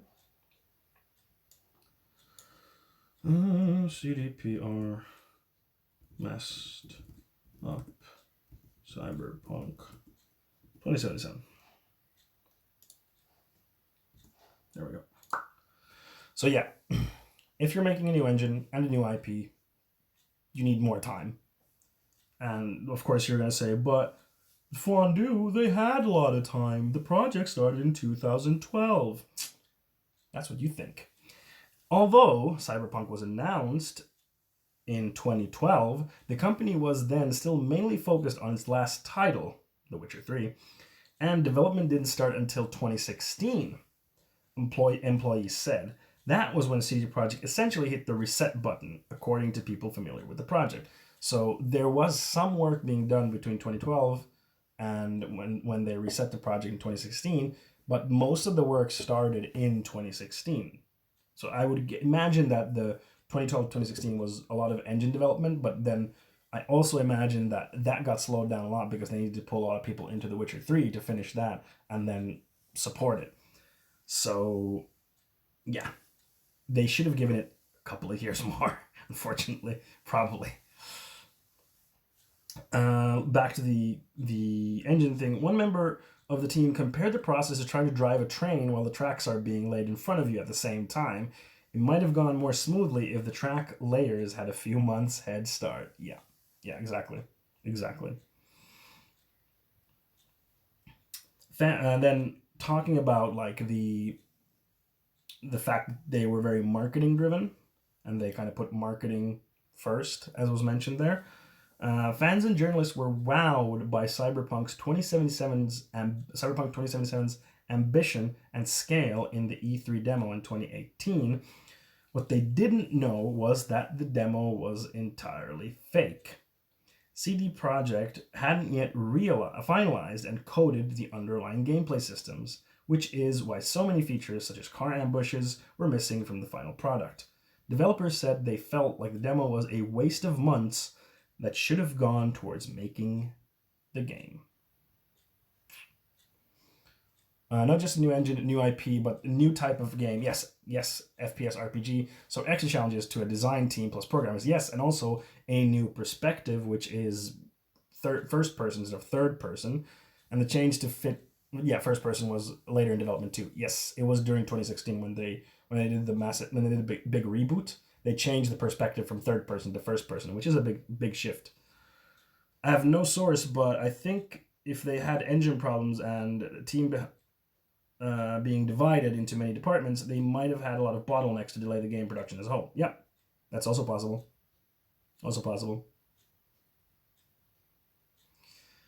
There was huge communications. Yes, they do mention that they had huge communication issues, especially this year due to COVID, due to having to work from home for COVID.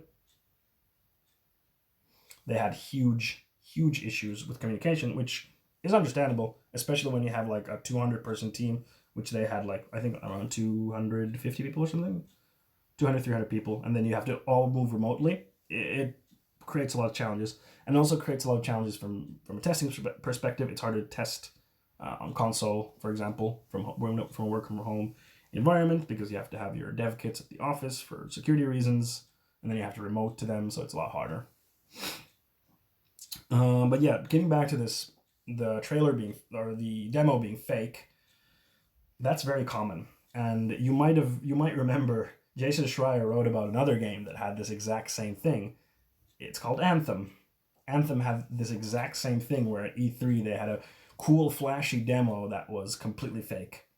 And when we say completely fake, we don't mean that like the assets, like it was all pre-rendered, or it was like that they weren't real systems. What it means more is that the systems are not in a final state, and we're making just this part of the game to simulate certain systems. That the systems, like the car chase the car ambush, like there wasn't a car ambush system in place, so we just made a car ambush happen by hand.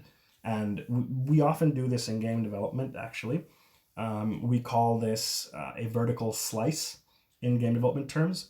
What that means is you basically make a part of your game, if it's linear single player, you'd make, let's say, a level, and in that level you want to showcase all of the different mechanics and systems that you're going to have in the game, so that you can kind of show this is what the game's going to feel like and look like in its final product, as close as possible, because it's not always possible because some tech is missing, etc.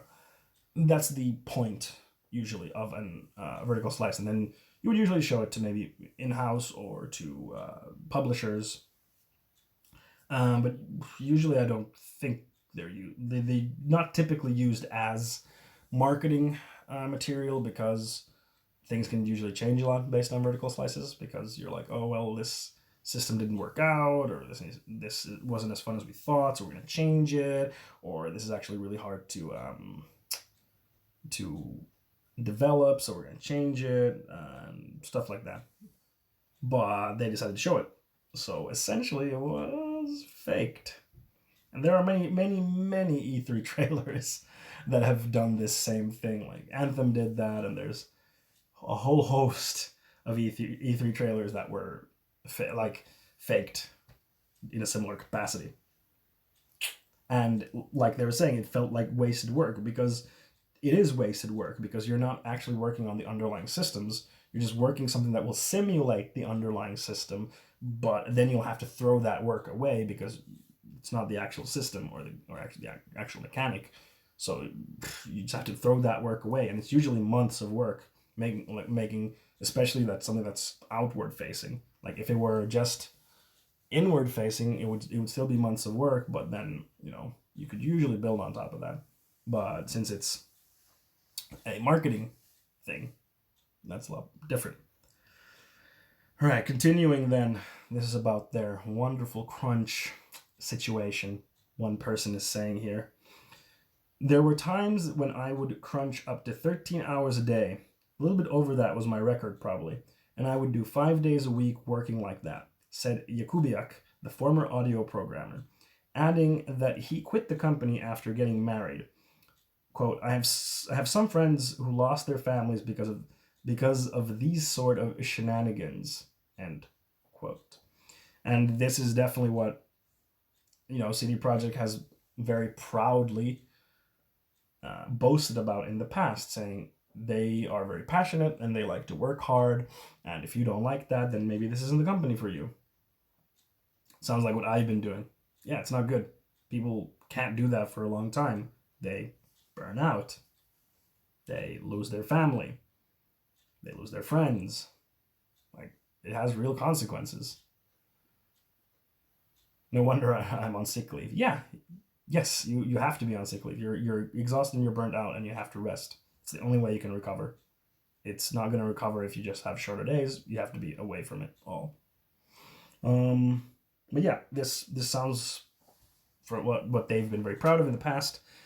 And this like crunching can work in a very short amount of time. Let's say like 2 weeks. You do overtime to push for a deadline. That can work. In like you do it very rarely. But if you do like months and years of this type of overtime, what happens is that, like Sniffbask says, you get tired, you get exhausted. And then you're forcing yourself to work when you're exhausted and tired, and your work efficiency drops dramatically. So you're not as productive when you're doing work. Doing the same things that you usually do is a lot harder because you're tired, and it takes longer because of that. We're trying to do basic things and you're like, this takes so long, or it's so difficult for me to do because you're tired. And then you make more mistakes, which in this case, if you're a programmer, for example, that would mean more bugs. You introduce more bugs into the system, which makes the game's code base less stable, which means it will introduce more bugs into it. And the more buggy your code base is, or less stable it is, the harder it is to work with it, which then makes everyone else's work slower as well. And then it snowballs. Yes, exactly. When everyone's doing this snowballs. It becomes very inefficient to work like that. It's not fun, and it doesn't produce better results. Yeah, stress is good for you, but only short periods of time. Yes, Mika, exactly. Happier workers are better workers. Mm-hmm. If you're stressed out all the time, you get tired, exhausted, burnout, and then you die. Mm-hmm. Yep. So, yeah, I'm sure that part of the reason why the game is so buggy is because the people were exhausted. And because they're exhausted, their work efficiency is not as good, and they introduce more bugs. And of course, like, had we very strong unions in our industry, this type of stuff would be very hard to do, but unfortunately we don't. And especially when you have a culture of saying we're passionate and we love working hard, if you don't like it, then you should leave, like they do, or Naughty Dog, then yeah, it's not the workers' fault. I'm not blaming the workers at all. Let me rephrase, it is not the individual programmer's fault, or artists or whatever, that they are overworked. That is the fault of upper management like Marcin Nowinski and the board of directors for saying, we don't care. And they had originally promised that there wouldn't be overtime, mandatory overtime, but there was mandatory overtime in the end during the fall. I mean, the 2 last weeks I fucked up lab work because of stupid mistakes that I would never have done if I was even a 50%. Exactly, yeah, that's what happens. You do really, really dumb mistakes because you're so tired You make really dumb mistakes. And this is why, for example, top level athletes don't train every day for 13 hours. Because if they did, they would destroy their bodies. Because if they were super exhausted and then they try to do, Olympic level performances, they would break their bodies. That's when injury happens in like sports, is when you're super tired. That's when you're more prone to injury. How do we strong unions? How do we any unions? We have some. There are some unions, but they're not strong yet. They're small. They don't have the bargaining power quite yet. Apparently, many game devs aren't unionized at all. Yeah, I mean, it depends where you are. I would say, like in the U.S., yeah, no, there's like very little unionization in the U.S. in general. So game devs, no. In Europe, like in Finland, some like game developers are usually part of other unions, and that's like it works, but those unions don't really look at the interests of the game industry specifically, and that's kind of the problem. And there is a game industry specific union, which is part of the engineers union, but it's still very new. It's only like I think 2 or 3 years old, so there's not a lot of people in that union yet. But it can become a good thing, a big thing. Hopefully, it does. But yeah, we are a very unionized country in Finland. Yeah, it's like I think 70 something percent of the population is, or the working population is in the union, and then if you take in the unemployment, what is it called? Unemployment kassa, työttömyyskassa. If you take that, it's like 90 something percent. We have pretty union friendly work atmosphere. Yes, here. Yes. Yeah, we do. But the problem is in Finland is that we don't have a lot of the rights that unions in other industries have fought and won. So we don't have a työehtosopimus here in Finland for the game industry. Työehtosopimus is like a general agreement. So many industries in Finland have what's called a general agreement, which is why we don't have a minimum wage in Finland, because our unions in the past have been able to get very strong general agreements which give very good rights to workers. So we haven't needed minimum wage. But new industries like the game industry or the tech industry don't have those because we haven't had unions fight for those. So that's why we also need that stuff. No, we don't have a general agreement in the game industry. Nope, doesn't exist. Does not exist. Appalled. Mihka would be pöyristys is appalled. The funny thing is that some people don't want to join unions because they think that the Finnish work legislation is so strong. Yes, the legislation is strong compared to like the US, but we're still lacking a lot of things. like we don't have any set standard on like overtime. How is overtime compensated? There's no set standard for that in the game industry. Like it's not written down anywhere. Like we don't have any set standard on like how should overtime be compensated, because like some companies where I worked, it was just you get the hours back. Some is just you get paid. Like it really depends. And then like we don't have if you work like during the evenings, you don't get any extra payment, or if you work during the weekends or during the holidays, you don't get any extra payment. All these types of stuff we don't have. Hold on, let me see what you're writing. I'm seriously never getting into that business. Game industry is a rough business. It can be great, but it can also be really rough. I think Finland and the Nordics in general are like the better places to be in the game industry because we don't have the same kind of work ethic that a lot of the like American industries have. We have to work yourself to death. We don't have that. So I think Finnish game industry definitely is a better part of it.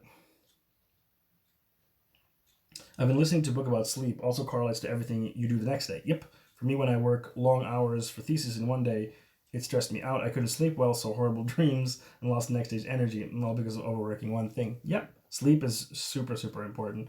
Like, it's really, really, really, really important. Sleep is so important. Many of the basic things people think are legislation based are actually based on general agreements. Yep. I mean, some things are like legislation, like getting holidays, like how you accrue holidays and how much, like that is legislation based, how you can fire someone. All those are like legislation based, but still, we like the general agreement. Those do a lot of work, and we don't have those, and we should have those. The US is like, oh, you didn't almost die at work. Are you even working? Yeah, exactly. Unless you're a CEO, then who cares? No, the audiovisual translators who do subtitles also didn't have a general agreement until like 5 years ago. It's surprising what industries lack them. Yeah, usually new industries. New industries are the ones that lack them. Like healthcare, we've had for a long, long time. Like engineering, like electricity union, like all these types of stuff that have been there for a long time. Unions have had time to fight for those, but the game industry in Finland is like what, 25 years old, roughly. Like it started roughly in the mid 90s ish. So it's a really, really young industry in Finland. Hence why we haven't had any general agreements yet.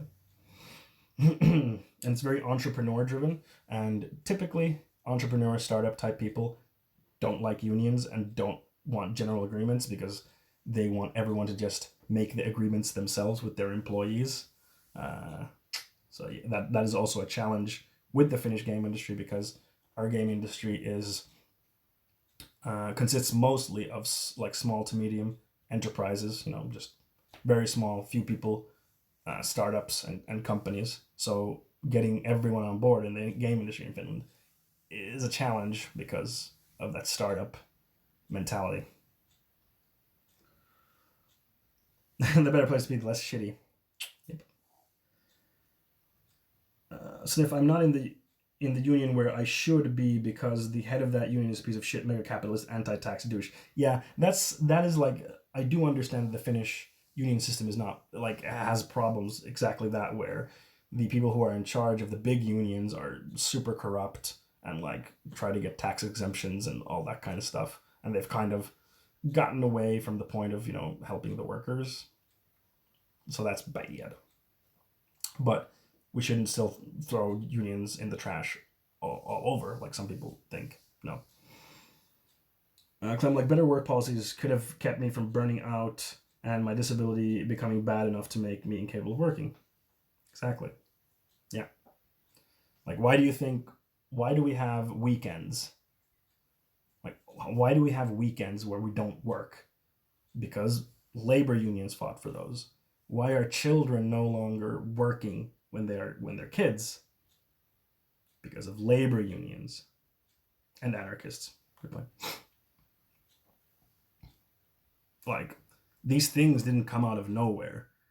The fact that we don't work like 80-hour weeks anymore, they didn't come out of nowhere. They didn't come out of the benevolence of our employers.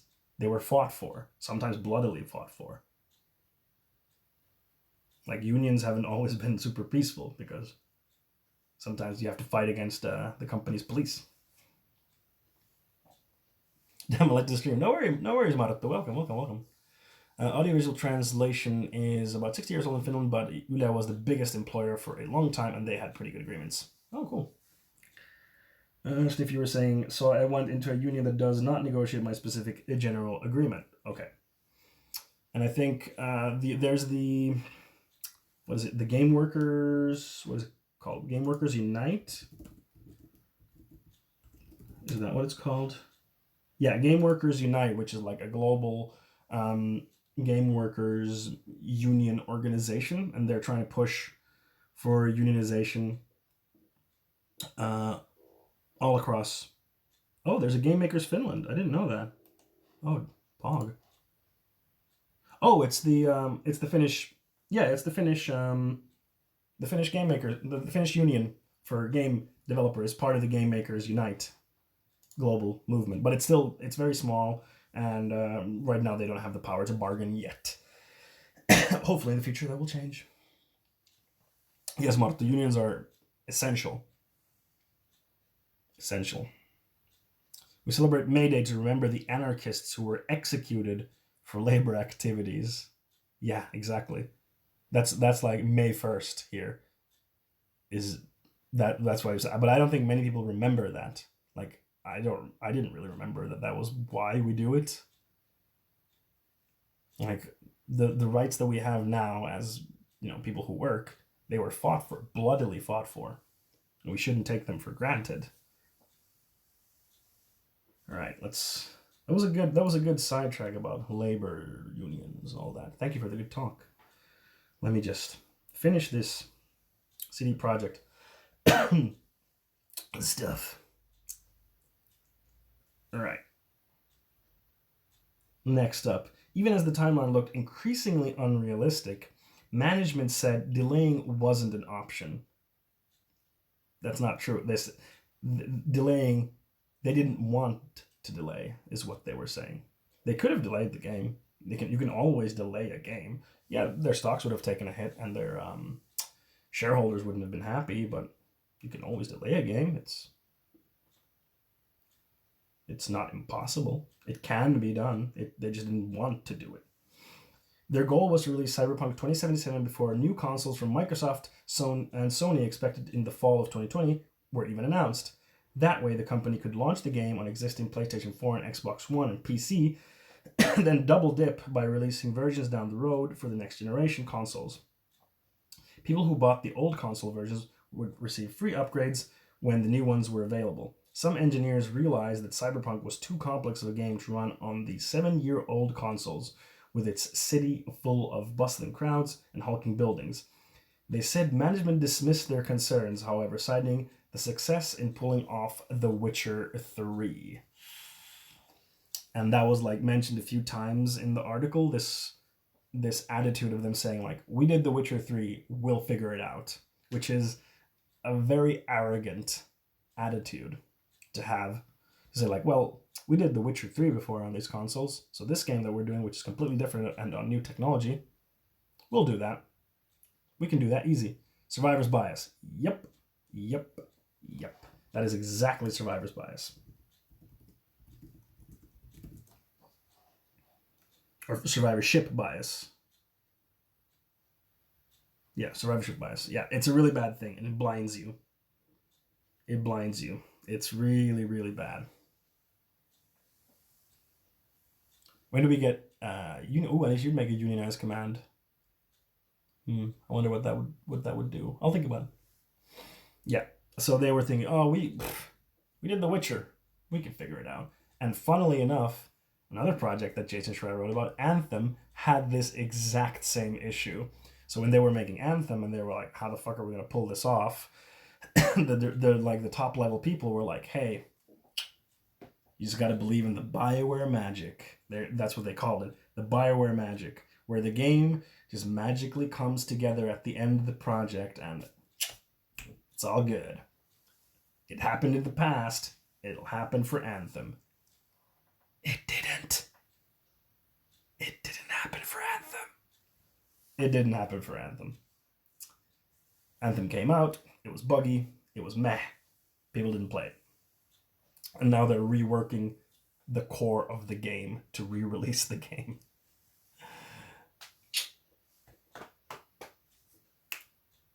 You think CDPR messed up Cyberpunk? Yeah, I think they did mess up with Cyberpunk. I don't have hobbies. Yes. I think they did. And we've been talking about that now. What I'm basically basing this off, and I don't mean mess up in the game is bad. I don't mean in that sense. I haven't played the game. This isn't about whether the game is good or bad. That's not what I'm talking about. What I'm talking about is how they treated their employees, how they mismanaged the production of the game, how they released the game too early especially on consoles, in a broken state, and how they lied to people about the state the game was in. Okay, yeah, just ban him. Thank you. Yeah, you can fuck off, dude. Suck on these. Suck on these. Why do you come to my stream to simp for a corporation that doesn't care about you. That this corporation literally doesn't care about you. They just wanted your money. And you come to a random streamer stream and be like, how can you say bad things about the game I like? You're like literally sucking on the boot of a big corporation that could not give two shits about you. Why are you doing this? I'm simply criticizing how they made the game. I'm not saying the game is bad. I don't care if the game is good or bad. That's not my point. My point is how they made it. They lied about how the production was going, how they treated their employees, how they are just another big corporation. They're just another big company. They don't care about you. They just want your money. That's why they released the game, because they wanted your money. What if Company Senpai notices me? Maybe they'll hire me and I can make coffee at them. They won't even have to pay me because I love them so much.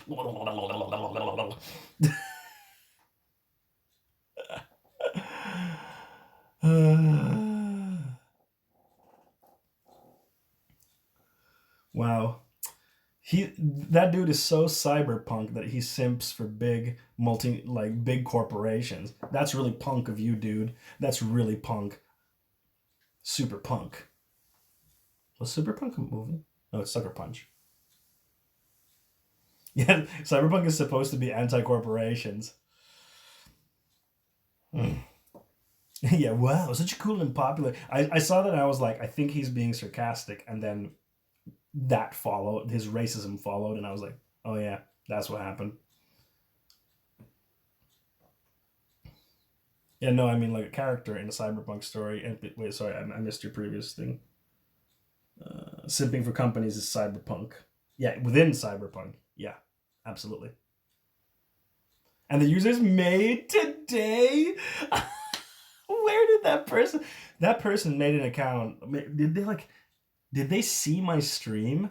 And then they were like, I don't have an account on Twitch, but I'm gonna go tell this random Twitch streamer that cyberpunk is actually the best thing since sliced bread. Huh, get wrecked, SJW, with your pink shirt and your yeah.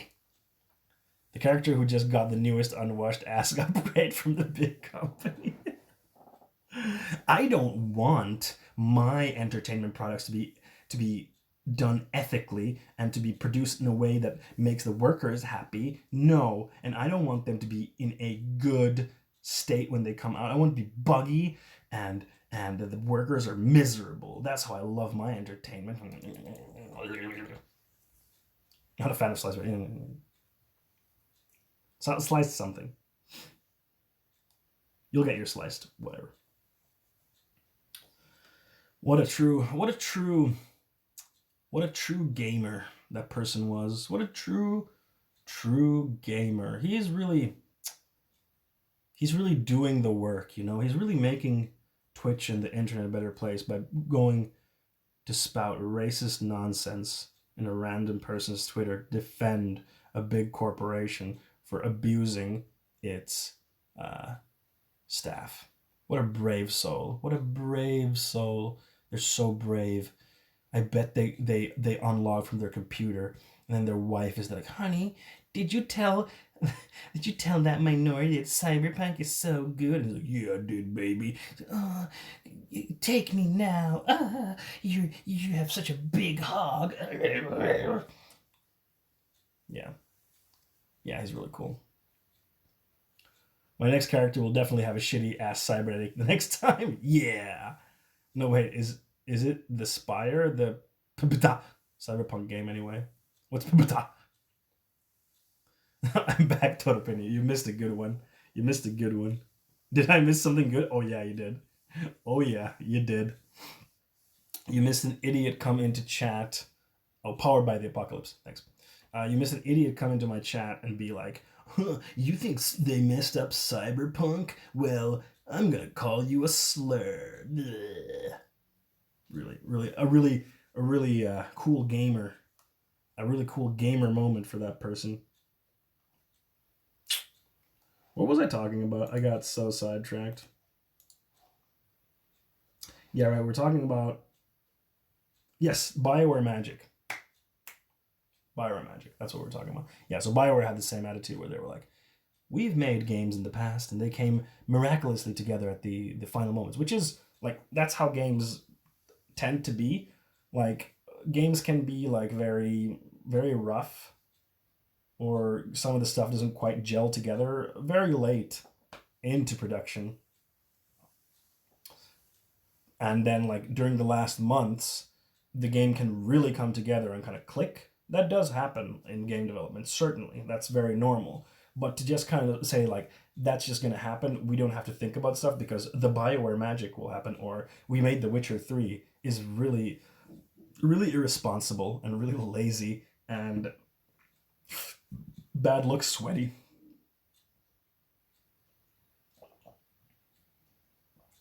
That is a good quote. I don't even remember that quote.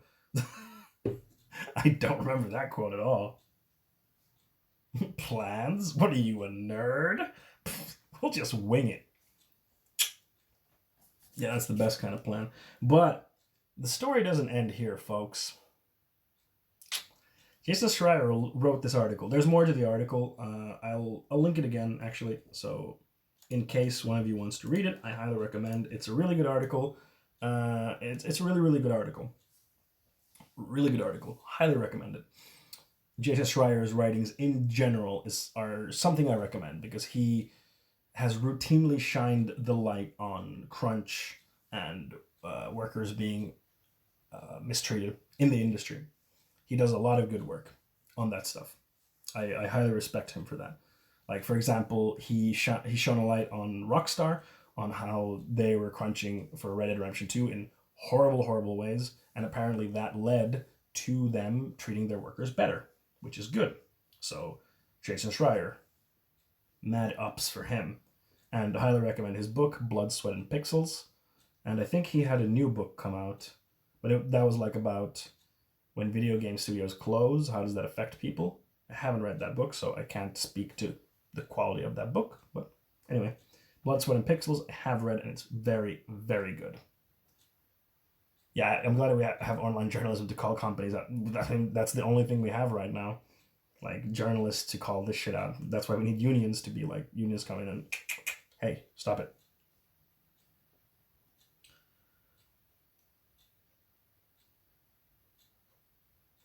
By the way, chat, that's a little picture of me. Anyway, the story didn't end. The story did not end because one of the co-founders, let me get his title right. He is head of studio at CD Projekt Red, Adam Badowski, responded to Jason Schreier's article on Twitter.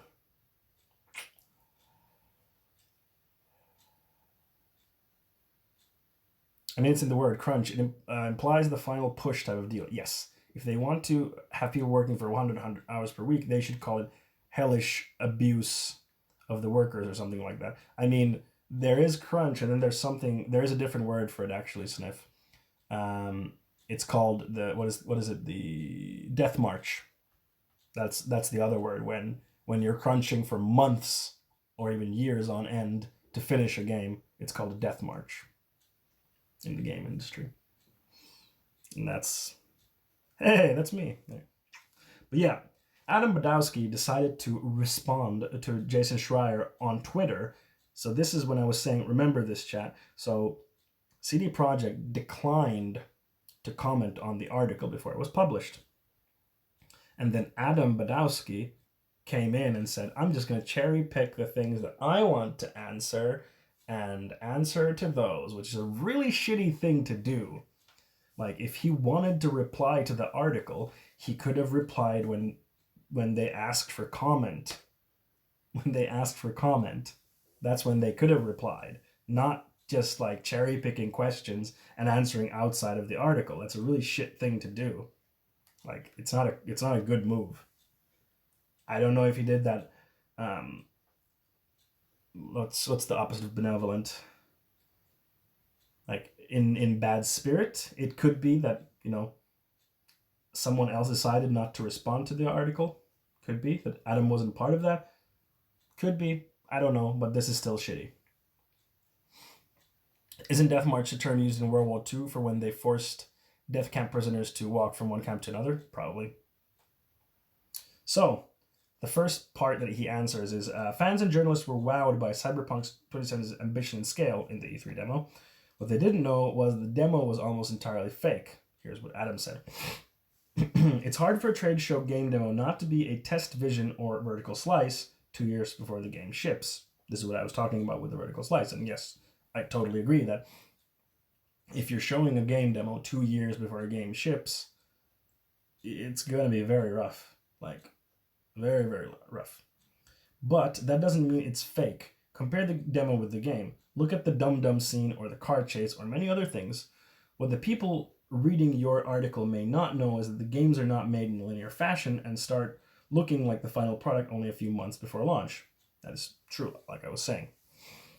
If you look at the demo now, it's different, yes, but that's what the work in progress watermark is for. Our final game looks and plays way better than the demo ever was. I mean, yes, but, you know, showing a vertical slice is dangerous as a press thing. It is dangerous because it sets expectations. There is a danger because you set expectations when you show stuff. Even if you have a work in progress watermark at the bottom of your screen, you're still setting expectations, which, if you don't clearly say that these things have changed since the demo, people are going to be disappointed because you set expectations. It doesn't help you to say, but it had the work in progress thing. It doesn't matter. You didn't manage those expectations.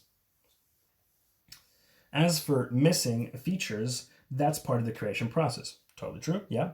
At the start of a game project, you have a large list of features that you want, and then you narrow it down to what you can make. That's always how game development is. You have higher desires than what you can make, and then you prioritize on what you can make. And features come and go as we see if they work or not.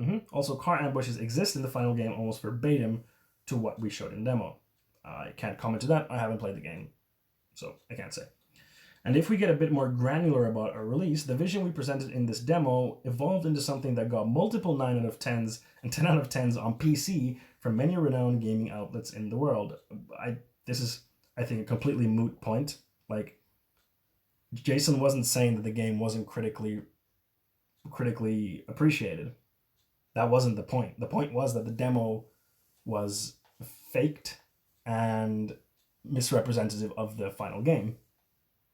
Whether the game got 9s and 10s from reviews doesn't matter. It literally doesn't matter. It plays no role. It plays no role in this. It doesn't matter. A game company should be transparent on what they do as far as gameplay goes. Yep, they should. I agree. As for the old gen consoles, yes, that is another case, but we've owned up to that and are working super hard to eliminate bugs. On PC2, we know that's not perfect version either, and we're proud of Cyberpunk 2077 as a game and artistic vision. This all is not what I'd call disastrous. I don't know about that one, Chief. Your game got pulled from the PlayStation Store.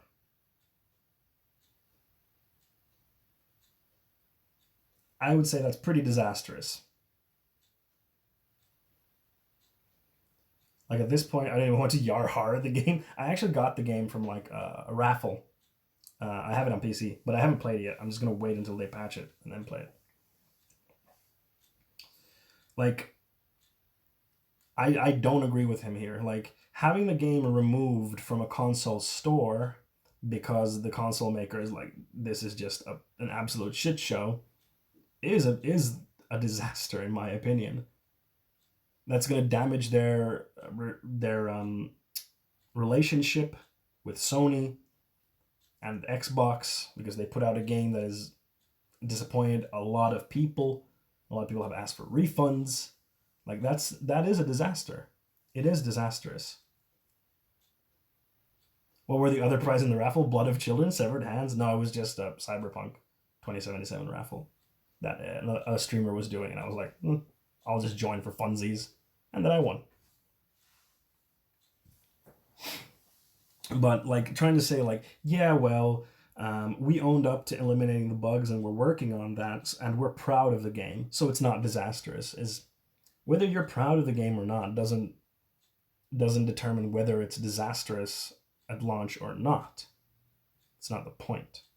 The point is the game came out on PS4 and Xbox One in a very, very buggy state, and on top of that, it looked very, very different from the PC version, like visual quality wise,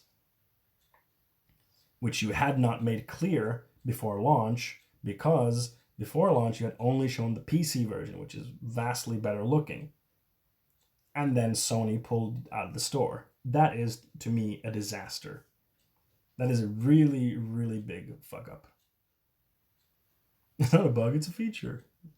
You'd be surprised how many features in games have come out of bugs. You'd be surprised. All right, next one. Most staff knew and openly said it wouldn't release in 2020. This response is probably the worst one he gave. So this is how I responded to this. You've talked with 20 people, some being ex-employees, only one whom is not anonymous. I wouldn't call that most of the over 500 people staff openly said what you claim. You wouldn't comment on it. You wouldn't comment on this article. Yeah, 20 is not every single developer, but he literally can't talk to every single developer because you won't let him talk to every single developer there. You won't let him go there and ask every single developer what do they think. The company won't let them do that.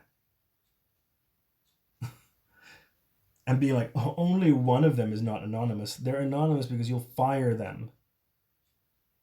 That's why they're anonymous, because you'll fire them and you'll blacklist them and you could possibly destroy their careers. Of course they're going to be anonymous. They have no protection otherwise. Like, what? This is such a ridiculous argument. Like, well, he didn't talk to everyone, so you can't say that. Because he can't. It's not possible. 20 people out of 500 is an okay sample, I would say, given the situation. Didn't Inquisition do the same thing with graphical differences across consoles versus PC? Maybe. I don't know. One whistleblower is not everyone in the company. Yeah, exactly.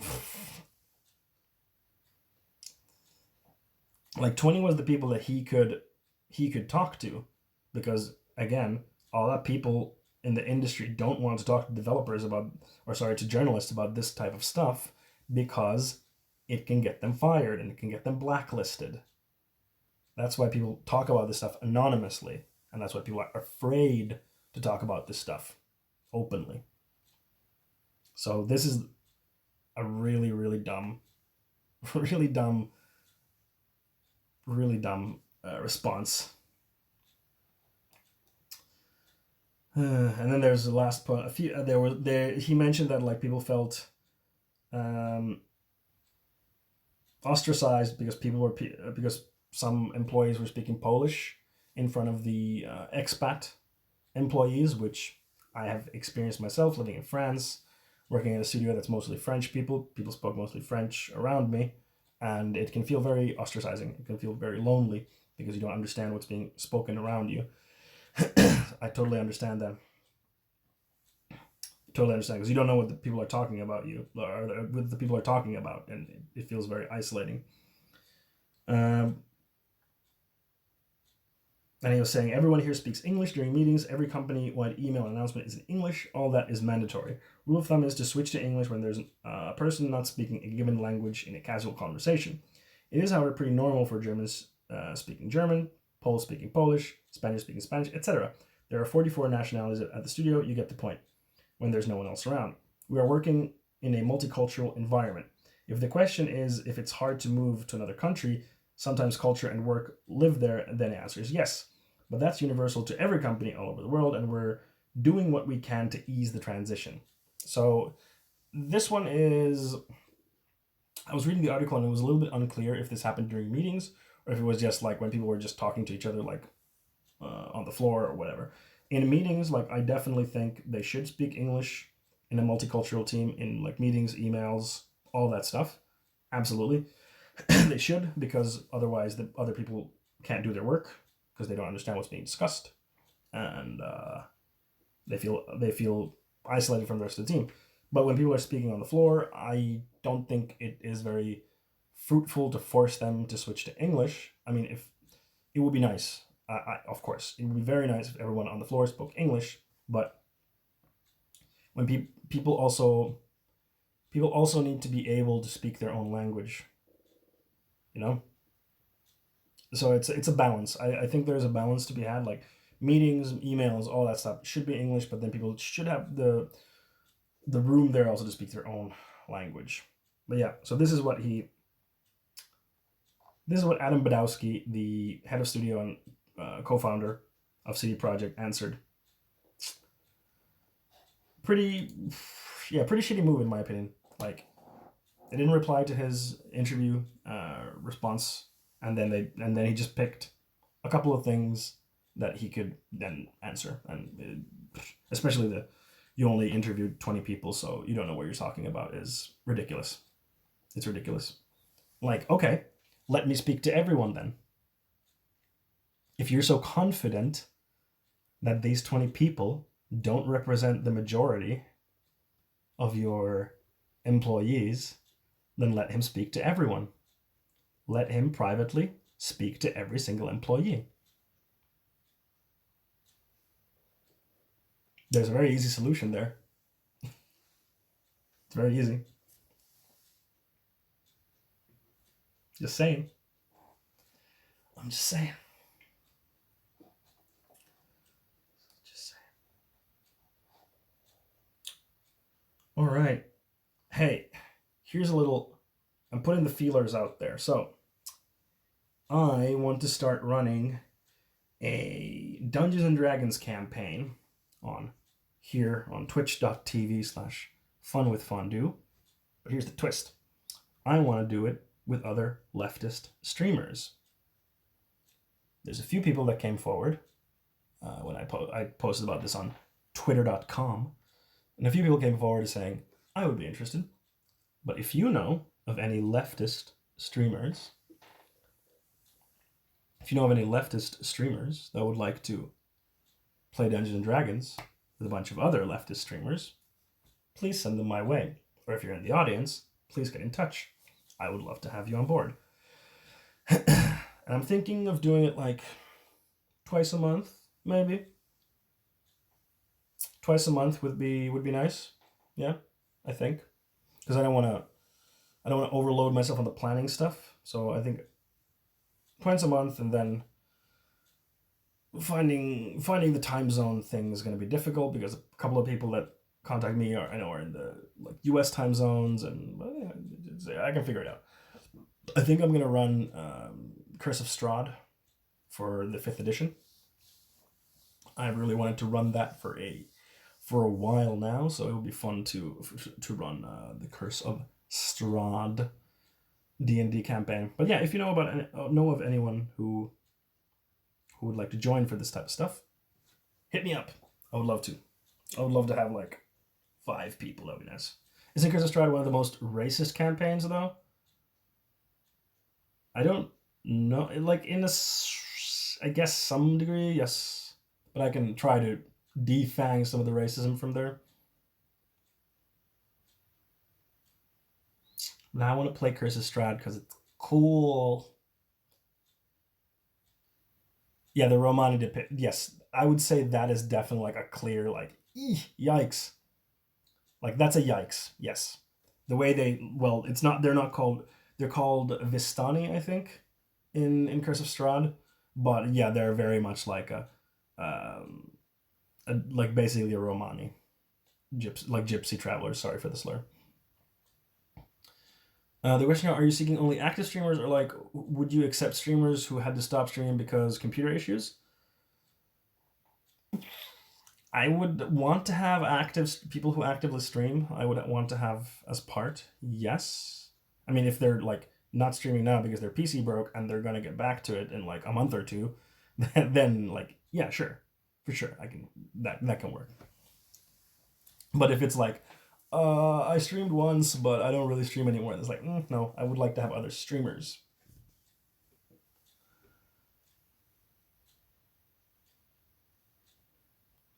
Clem wants to play. Yes, I can tell. I'll consider you, Clem. I will consider you. Hello, seahorse. Beetle? What?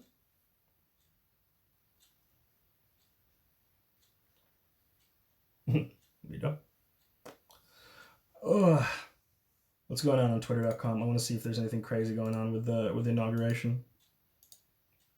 Anything crazy? Hello, my name is Beetle. Is your name Beetle? Time to start pumping out political content. Exactly, Clem. Start pumping it out. Pump it out. Pump it out. Beetle. Beetle's a cute name.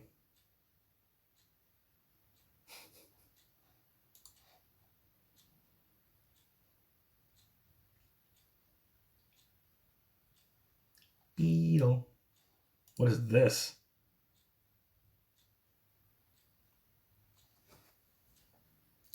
I just saw a really anti-Semitic post, and I feel bad. I'm not even gonna share that with the chat. It's so anti-Semitic. I don't want to share it. Doesn't make me.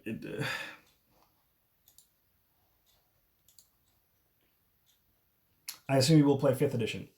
Yeah, the 5th edition version of The Curse of Strahd. I have a couple of people in mind for the game. Do you have any preference on where I link them at? You can just DM me, I think. If you DM me on like Discord or something, I can get in touch with them. Or, yeah. If you DM me on Discord and introduce me to them, I think that's the best way. I think that's a good way.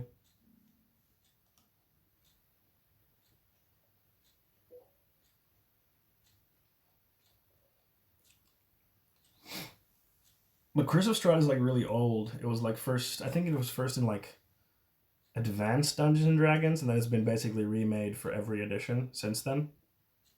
But it's a fun one. Yeah. AD&D. Have you ever seen the monster manual for Advanced Dungeons and Dragons? Okay, I'll contact them and see if they're interested. Thank you, Uncle, and I really appreciate that. Thank you very much.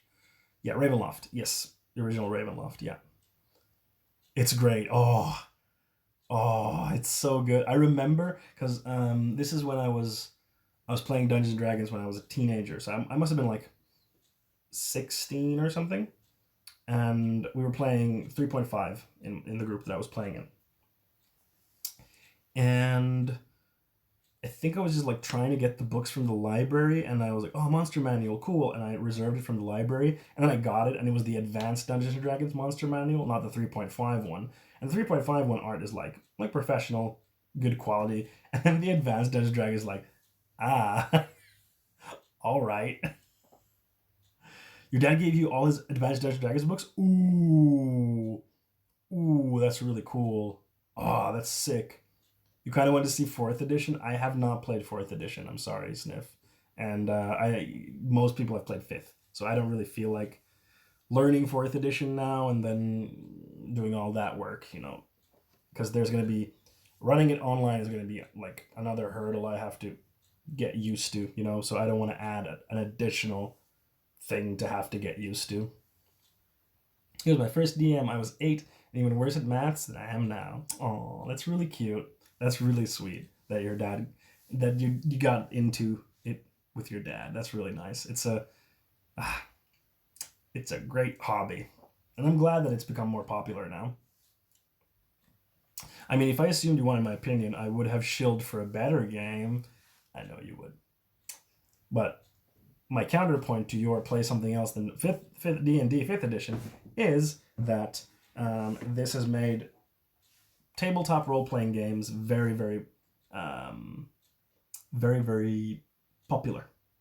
And it gives room, now that people have played 5th edition, to expand their horizons to other games. So, in the end, this tide lifts all boats, so to speak. Now you're his DM. I'm getting back at him for all the shit he put me through. Ah, nice. You are the beetle. You're a little beetle. Yeah, fifth edition is the most user-friendly from, well, I've only played 3.5 and 5th, but compared to 3.5, 5th edition is a lot more user-friendly, and I think it's a lot more forgiving in the first levels, because I remember 3.5 was really brutal in like the first few levels. You have very little health and you get your shit kicked in really hard if you're not careful. But we need people like me to get people to try other games. Absolutely.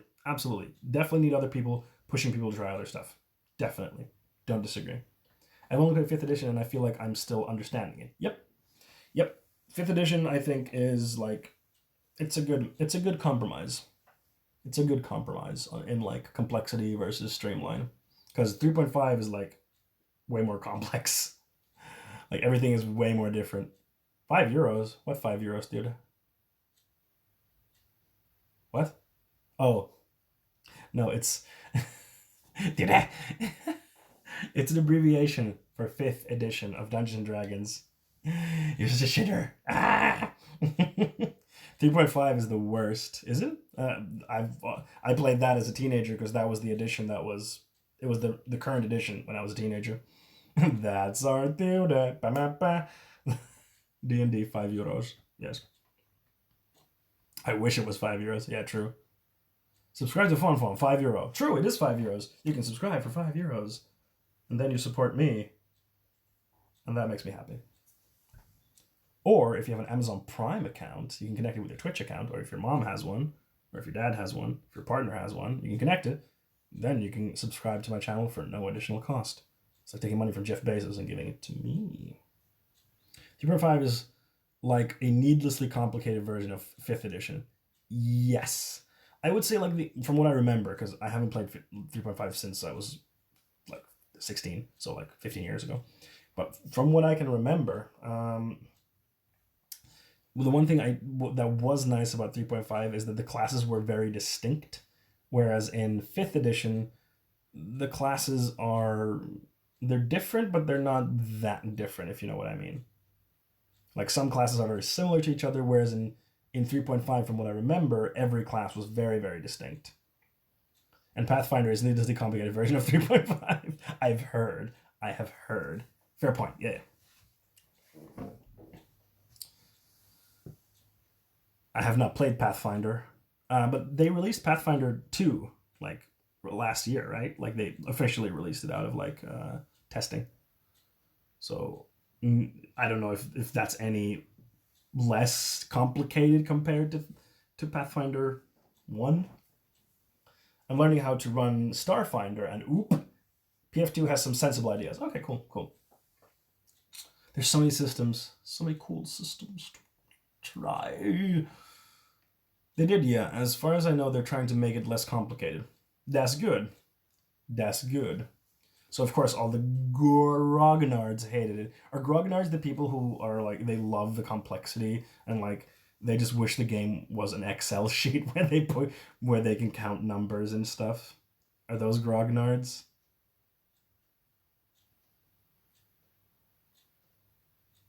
I'm assuming. They're the ones who hate everything new. I remember when we were playing 3.5 and 4th edition was coming out, I think it was like fairly not liked from what I remember. And people really didn't like 4th edition. That's at least from what I recall. People weren't super into 4th edition when it was coming out. There was a lot of uproar. Yeah, that's what I remember hearing from my circle, like the circles that we were playing in, that people were very upset about 4th edition because they were changing things a lot. But it sold well. Okay. Starfinder sounds complicated. Isn't Starfinder just Pathfinder but sci-fi? Correct me if I'm wrong. OMG though.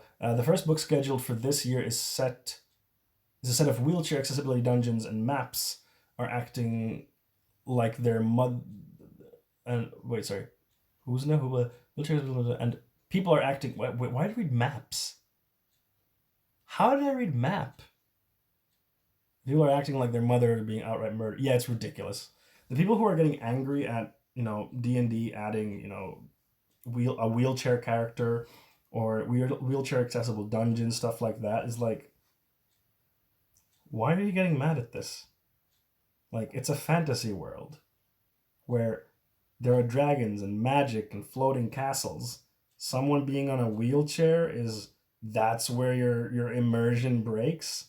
And if you don't want that stuff, don't don't add it to your game. You don't have to play it. Like, it's for us, it's for some people, and it's a really empowering thing for some people. But if you're not interested in that, then don't use it. It's an optional thing. You don't have to use it. Wizards of the Coast isn't coming to your fucking house like, Wizards of the Coast, police, open up! Wizards of the police, open up! Are you using the wheelchair thing? All right, good. Just wanted to check. And then they roll off on their wheelchairs. And anyway, realism in D&D. Yeah, exactly. The realism argument in D&D is so ridiculous. Like, you sleep and then you regain all of your hit points. Like, you have internal bleeding and you sleep and then you're fine. That's not realistic at all. That's not realistic at all. But it doesn't matter. It doesn't. The point of D&D is not to be realism. The point of D&D is to be a high fantasy epic adventure where you have fun and, like, that's the point. And yeah. Come in, I did. Fucking coastal wizards at the door, exactly. Dang coastal elites. My arm is almost severed. Nap time, exactly. And my arm is good. Floating disc, fine. Wheelchair, unrealistic. Okay, but like a battering wheelchair sounds awesome. Yeah, it sounds great. Like if I was running a game and one of my players said that I want to play like a character in a wheelchair or whatever, I'd be like, yeah, okay, let's make it happen. Because in the end, as a dungeon master, I want to make that experience for the players like as great as possible. Like, I want for them to have an amazing experience and to create something together that they enjoy. They're not there for me. I'm there for them. Like, that's the point. I'm there to give them a great time and a great adventure. That's the point. And if one of them, or if all of them, want to be a wheelchair character, then sure, fine. Like, why does it doesn't detract anything. An artificer who upgrades the wheelchair? Yeah, this is great. We had a massive discussion about wheelchairs in our next Lancer game one night. It was tough conversation, but really fruitful. Hey, that's really good, Sniff. I'm glad you had the discussion. Good on you. Yeah, fun over everything else. And yeah, I mean, yes, it's supposed to be fun. I mean, in the end, it's a hobby. We spend our time. We're supposed to enjoy it, you know? Hey, Tiffany, welcome back. We're talking about Dungeons and Dragons. Oh yeah, I'm gonna keep that. Joe Biden, where he hiding? The Joe Biden, oh, where is he hiding? That sweet, sweet Joe Biden. But again, some DMs still get mad if you play a character that's not the same presenting gender you are. That's really weird. Like, why does that matter? Unless the person is like, I want to play a female character. They're like, I don't know. I can't even think of like a hypothetical, but that's a really dumb thing. Let people play the characters they want to play. Of course, within reason. Like, I want to play a dragon. Like, that's not going to work for this. You can set some parameters, but that kind of stuff is just like really arbitrary because it doesn't affect the gameplay really in any way. It's my insta red flag. Yes, that is a huge red flag. Yes, absolutely. If someone's like, then you're like, no bueno. No gusto, no me gustó. Dun, dun, dun, dun, dun.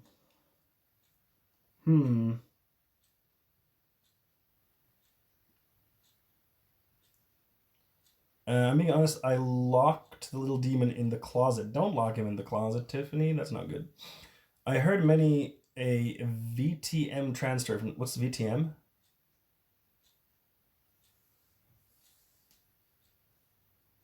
Like, why should the character's gender matter when they're orcs and rat folk or other creatures they resemble? Exactly, it doesn't matter. Like, it doesn't. What's VTM? Oh, Vampire the Masquerade. Thank you. Sorry, I don't know all these tabletop role-playing abbreviations. Yeah, it just honestly doesn't matter which, like, if you want to play a, like, let's say you're male presenting and you want to play a female presenting character, if you want to play a non-binary character, like, it doesn't change anything from the gameplay perspective. It doesn't change anything from a gameplay perspective. Like, nothing changes. Nothing. It's only for the player's experience that changes. Don't know the RPG abbreviations? Sounds like a nerd to me. Wait, I'm a nerd because I don't know them? No, you're a nerd because you know them. I'm the jock. I'm the Chad here. I'm the Chad. Some DMs get mad because they think someone they see as a girl costing them content by playing a mask.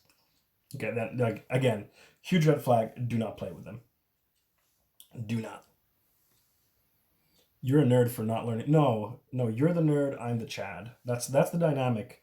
Listen, let's set some boundaries here, okay? In this community, I'm the Chad, and you're the nerds. That's the dynamic here. I'm the Chad, the Omega Chad, walking like this. However, the Chad walks like this. I'm the Omega Chad. You can quote that. I'm not good at babysitting because I like WWE wrestling and I'm violent sometimes. But I bet you could make like that fun for the kid.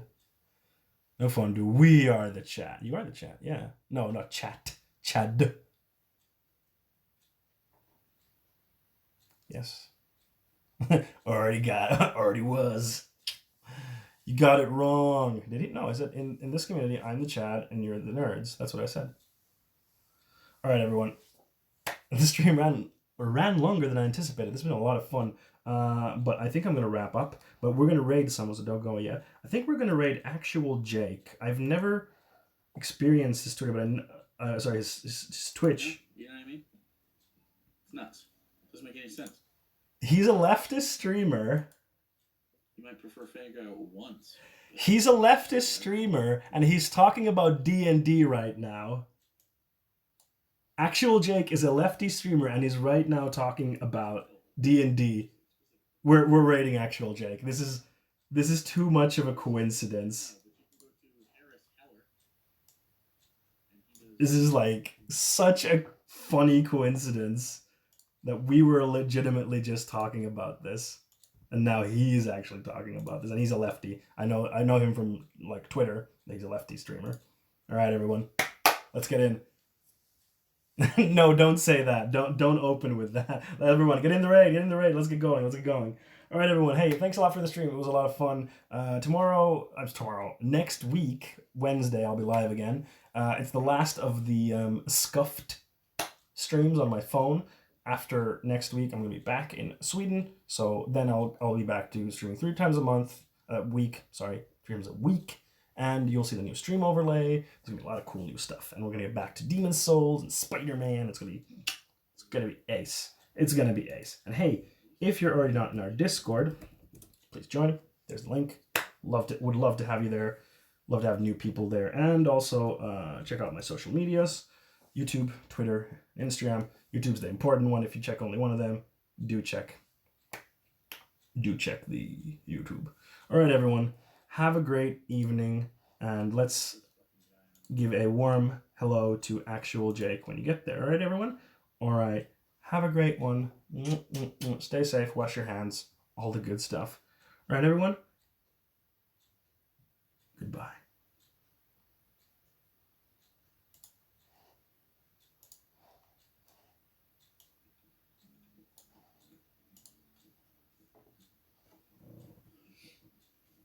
Mormon Jesus.